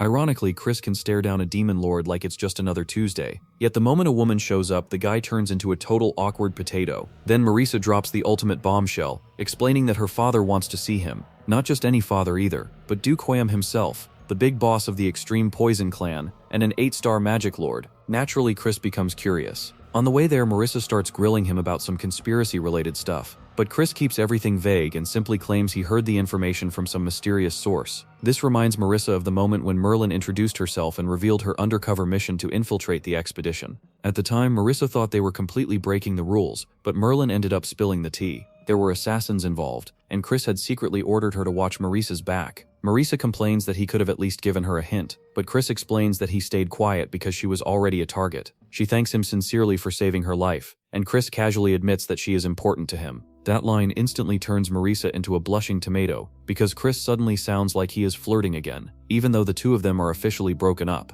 Then Mr. Oblivious casually proposes a political partnership, insisting that it is actually a reasonable deal, and that their past relationship is ancient history now. He even swears that he has zero intention of getting back together or reversing the breakup. In short, they are basically strangers now. Marissa responds with the coldest death glare imaginable, although she still agrees to the proposal for the sake of their families. Meanwhile, Chris suddenly feels that classic chill running down his spine, the kind that shows up right after realizing you probably just said something incredibly stupid. When they arrive and announce themselves to Duke Hint, the Duke greets them politely, although he looks genuinely disappointed that Marissa is not calling him father. Marissa tells him to calm down in front of guests but promises that she will join him for dinner later. After she leaves the room, Chris finds himself a little surprised because the Duke actually seems like a caring father, which is definitely not the image he expected from the head of a poison clan. Once they are alone, Chris quickly switches into full formal greeting mode. Duke Hund comments his maturity, but admits that thinking about how Chris treated Marissa in the past makes him want to rip the guy apart. Luckily for Chris, the Duke decides to let it slide this time, since Chris saved her life during the recent incident. Then the Duke suddenly throws out a curveball and questions Chris about his connection to the Divine Doctor family. Chris had previously claimed that he obtained an antidote from an auction, yet according to the Duke, no medicine from that family was actually sold at that auction. Now cornered, Chris decides to trust his acting skills and boldly claims that he created the antidote himself. Duke Huam clearly does not believe him, but the whole situation seems amusing enough that he decides to drop the matter since Chris technically has not broken any laws. Chris immediately breathes a huge sigh of relief and begins mentally planning his fastest possible escape. However, just as he relaxes, Duke Huam suddenly offers something completely unexpected. He invites Chris to join the Extreme Poison Clan. Meanwhile, somewhere else, Fresia storms straight into the Marquess's office, absolutely furious because Chris destroyed Ashid's core. Langham tries to calm things down and asks her to lower her voice, but Fresia refuses to stop ranting about how Chris is now about to become a prince. When Langham simply stays silent, she decides to take matters into her own hands and deal with Chris personally, so their son can reclaim the title of First Prince. Langham eventually throws his hands up and tells her to do whatever she wants because he honestly has no energy left to argue with her right now. At this point, the whole situation feels less like royal politics and more like classic family drama. On Inauguration Day, Marie starts gushing over Chris's outfit and hyping up her man like he just walks off a fantasy runway, but the man himself is clearly not feeling all that praise. Then his father comes over and even he has to admit his son actually looks handsome for once. Chris's brother congratulates him too, but Chris immediately reminds the kid to use his full title. The poor boy physically struggles to say something that embarrassing in front of his dad, which is honestly fair. Then the father notices Marissa and asks if Chris already apologizes to her about the broken engagement. Chris remembers her absolutely unhinged reaction back then but still tells his father that yes, he already did. Hearing that, the man perks up because there is no way Chris could ever find a more refined lady than her. So he decides to leave the two youngsters alone and walks off after giving Chris a very enthusiastic good luck. Yeah, Dad sees one girl next to his son and instantly starts shipping. Marissa is confused by the Count's reaction too, but Chris finally figures out why his father runs off like that. Then Marissa congratulates him on becoming a prince and says they are going to be seeing each other more often now. She also asks what her father said to him earlier. Chris casually explains that her father asked him to marry her. On top of that, he feels weirdly proud of himself for turning the offer down, since now the man probably will not bring it up again. But instead of being impressed, Marissa somehow looks unhappy with that answer, while our oblivious MC has absolutely no idea what he says wrong this time. Bro really fumbles a marriage proposal so cleanly and still stands there thinking he deserves praise for it. Chris finally reaches the place where the inauguration is being held, and everyone is already gathered to witness it. Even the background characters cannot help but admit that the so-called trash of the family actually earned this title. Then Marquise Langham and his wife notice a commotion and are shocked when the patriarch of the Dark Clan suddenly shows up at the ceremony. Apparently this is a huge deal because the old man never attended events like this before. The goth aunt watches the whole thing and thinks the reaction is exactly what she expected. Even she was shocked when she first heard that the patriarch planned to attend. She warned him that people will see this as him openly supporting Chris, which could make the boy a target for other nobles. But the old man said he wants to personally test the brat, who claims he is going to become the star of the house. Langham looks like someone slapped his soul out of his body, but he still bows and offers the old man a seat. Once they sit down, the patriarch orders them to proceed. So the inauguration ceremony for Chris officially begins. Chris walks forward and receives his title. The man who hates him the most is forced to declare him a prince of the Dark Clan, and just like that, Chris succeeds in becoming a prince of the Dark Clan. But even with that victory, he knows the age of destruction is drawing closer. With his current abilities, he cannot do much yet, so now he needs to get stronger and fast, so he can build power and influence before everything goes to hell. He has to become the crown prince soon. No pressure, just the future collapsing in the background. Then, out of nowhere, Chris notices a dragon in the sky. And not just any dragon. This thing comes flying in and lands right in the middle of the arena. When everyone gets a better look, they realize it is actually a zombie dragon, and its eyes are locked directly on Chris. Nobody has any idea how that thing even got past the perimeter, but the soldiers immediately rush in front of him to protect him. The dragon fires off a magical attack, but the soldiers manage to block it with their shields. Chris's father starts getting agitated as the dragon follows up with physical attacks on top of the magical beam. Everyone else watches with those suspiciously entertained expressions people always have when disaster is happening to somebody else. Then the patriarch smirks and says the necromancer clan sent a pretty interesting gift. Everyone freezes the moment they see the dragon, shock and tension spreading across the arena. The goth aunt immediately steps forward, ready to handle it herself. But the old man stops her. She reminds him they are dealing with an undead dragon, something far beyond Chris's current level. Still, the old man just smirks and stands up, telling everyone to step back. He says it has been a while since he checked the progress of the Dark Clan's successors, and at the very least, they should be capable of slaying a dragon. Grandpa really turns a crisis into a performance test, like this is some kind of family entrance exam. Jupian is the first to move, rushing straight toward the dragon without hesitation. Julian watches her and simply smiles, calling her hot-blooded and reckless. Meanwhile, Maysock turns pale at the thought of fighting a dragon, but her mother quickly tells him that the dragon is targeting Chris, so she just needs to pretend to fight. She gets assigned background participation just to stay alive. On the battlefield, Jupian launches her splitting swords at the dragon, but the attacks do nothing, not even a scratch. At the same time, Chris removes his cape and notices the mark of the dead on the dragon. It is a secret necromancy technique used to control corpses. He does not understand why someone is targeting him during his own inauguration, but there is no time to think because the dragon keeps attacking non-stop. Then it gets worse. The dragon flaps its wings, releasing a pressure so strong that everyone around struggles to even stand. Chris quickly realizes that normal demonic energy is useless here, since even Jumpian's attacks have no effect. The dragon is already dead, so destroying its heart will not matter, and using light power in this situation is not an option either. So every obvious solution is basically off the table. Noticing the dragon is about to attack again, Chris warns Jumpian to fall back. At that moment, Julian finally decides to step in to help her useless siblings. Within seconds, she forms a bow and arrow and releases a single shot. One strike, that is all it takes to completely destroy the undead dragon. Chris is left stunned because the level of power is completely different from anything he expects. It even surpasses Ashid and reaches beyond what a 5-star mage should be capable of. Julian is supposed to be around 4-star level, but what she just shows clearly tells a different story. She casually deletes a dragon and still expects people to believe she is mid-tier. The crowd snaps out of their shock and starts cheering for her, but Chris is not celebrating. He keeps thinking about the technique she used, and it feels strange that even Julian does not notice anything unusual. He starts wondering why Julian is hiding this level of strength, and on top of that, why she is using archery despite being part of the House of Darkness. Then Julian turns toward him with a calm smile and gently congratulates him on his inauguration. Chris has no choice but to thank her back, even while his mind is still trying to process what he just witnesses. Now that the dragon is taken care of, the crowd slowly comes back to their senses and immediately starts gossiping. People begin talking about how other clans actually interfere with the inauguration ceremony. To them, this can only mean one thing. Chris is destined to walk a path full of danger until the day he dies. Then she takes the opportunity to kneel and formally pledge her loyalty to him, just like she promises before. That immediately shocks the crowd. The mad dog of the Black Swamp Knights bowing to someone for the first time is not something people expected to see today. Even Chris himself is caught off guard, but he accepts her loyalty anyway. She says she wants to fight him to her heart's content, and Chris tells her not to regret those words later. Yeah, that sounds less like loyalty and more like signing up for future violence. Right after that, another man steps forward and offers his loyalty too. Chris has no idea who he is, The man introduces himself as Kaysen, the eldest son of House Tiraman. He explains that Count Tiraman sends their loyalty as an inauguration gift, but of course there is also a request attached to it, and that request comes in the form of their so-called useless son. Chris immediately remembers Alos and even asks about his dog. Kaysen tells his younger brother to show proper respect, since Chris is now the prince he will serve. Alos is completely shocked, but Kaysen ignores him and formally asks Chris to accept the boy into his service.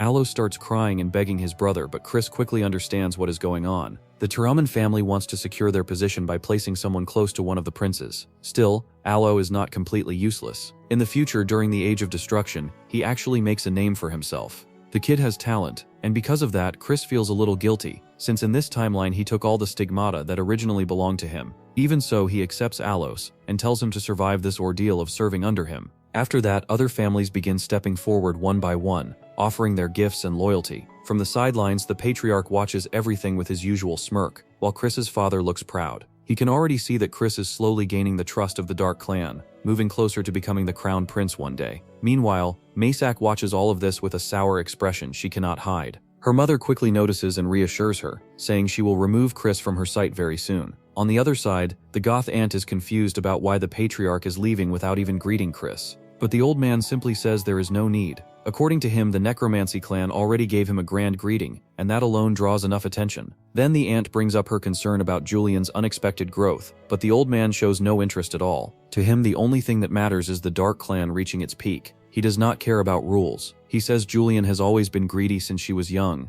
and if that greed can push the House of Darkness to the top, then he will make her the next patriarch. And if someone else surpasses her, then that would be even better. Elsewhere, a group is busy taking down elite human soldiers, but even after ending them, they still feel unsatisfied.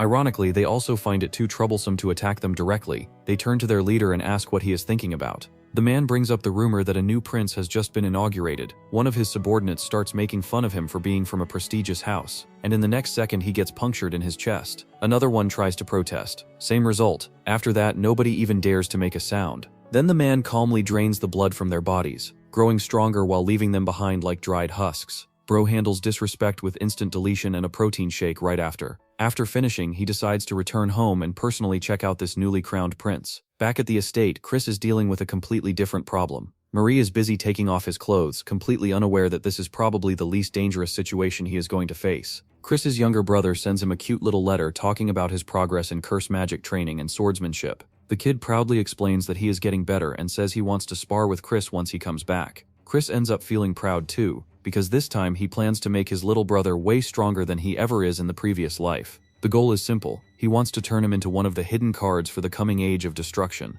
Then Jupian catches him smiling like a creep and immediately asks what the reason is. Chris turns to his hidden card number 2 and casually says he just got a letter from his brother. Jupian points out that Chris has not been training properly and starts wondering if he is doing it in secret. Chris offers to teach her, but she instantly refuses, saying the guy cannot even land a single attack on the undead dragon. Chris fires back by reminding her that she has no right to criticize him when she cannot even scratch the undead dragon. That shuts her up fast, though she still mutters that arguing with him is a waste of time. Even so, Chris tells her to separate the illusion from her ego, otherwise the illusion will never move on its own. That catches Jupian off guard, because she is surprised he knows about illusion magic at all. Chris calmly explains that he studied it for about 3 months. Jupian is now fully irritated at this arrogant genius bastard. Chris actually learned that magic from a 9-star great mage. So annoyingly enough, he does have the credentials to act smug. As if she cannot stand seeing Jupian talk to Chris, Maysak suddenly jumps in and tells her that she is lowering her status by mingling with a bug from the collateral branch. Jupian immediately tells her to shut up because she stinks, and she does not stop there. She straight up says Maysak's breath smells like a sewer, and that she should keep quiet for everyone else's sake. Maysak gets furious that Jupian is siding with Chris, but Jupian quickly clarifies that she still hates Chris. It is just that Maysak's breath is even more disgusting. That only makes Maysak angrier, and she starts thinking that she would have already dealt with Jupian if her father were not such an important retainer. Then Chris also says she stinks. That is the final hit. Maysak immediately decides to dump all her anger on him. She goes full attack mode and threatens to end him with a single punch. She even says she doubts Chris makes any real contribution during the relic expedition. Chris meanwhile calmly observes the high-level destructive dark energy pouring out of her, which honestly is not surprising at all considering her mother Phrasia is a direct descendant of the Destruction Mage family. Even so, Maysak is only at the lower 4th level, which means she is still no match for Chris, so he invites her to a clash of dark energy if she really wants to prove her strength. and Maysak takes the bait as easily as a potato. She immediately reaches out to accept, but right then Freysia arrives and stops her. She reminds her daughter not to release dark energy so carelessly, and tells her to set a date if she wants to fight properly. Then she turns to Chris and invites him to her office to discuss a few things. Chris is pleasantly surprised because a much bigger fish just swallows the bait, so Chris ends up sitting in front of Freysia, the daughter of the patriarch of the Destruction Mage family.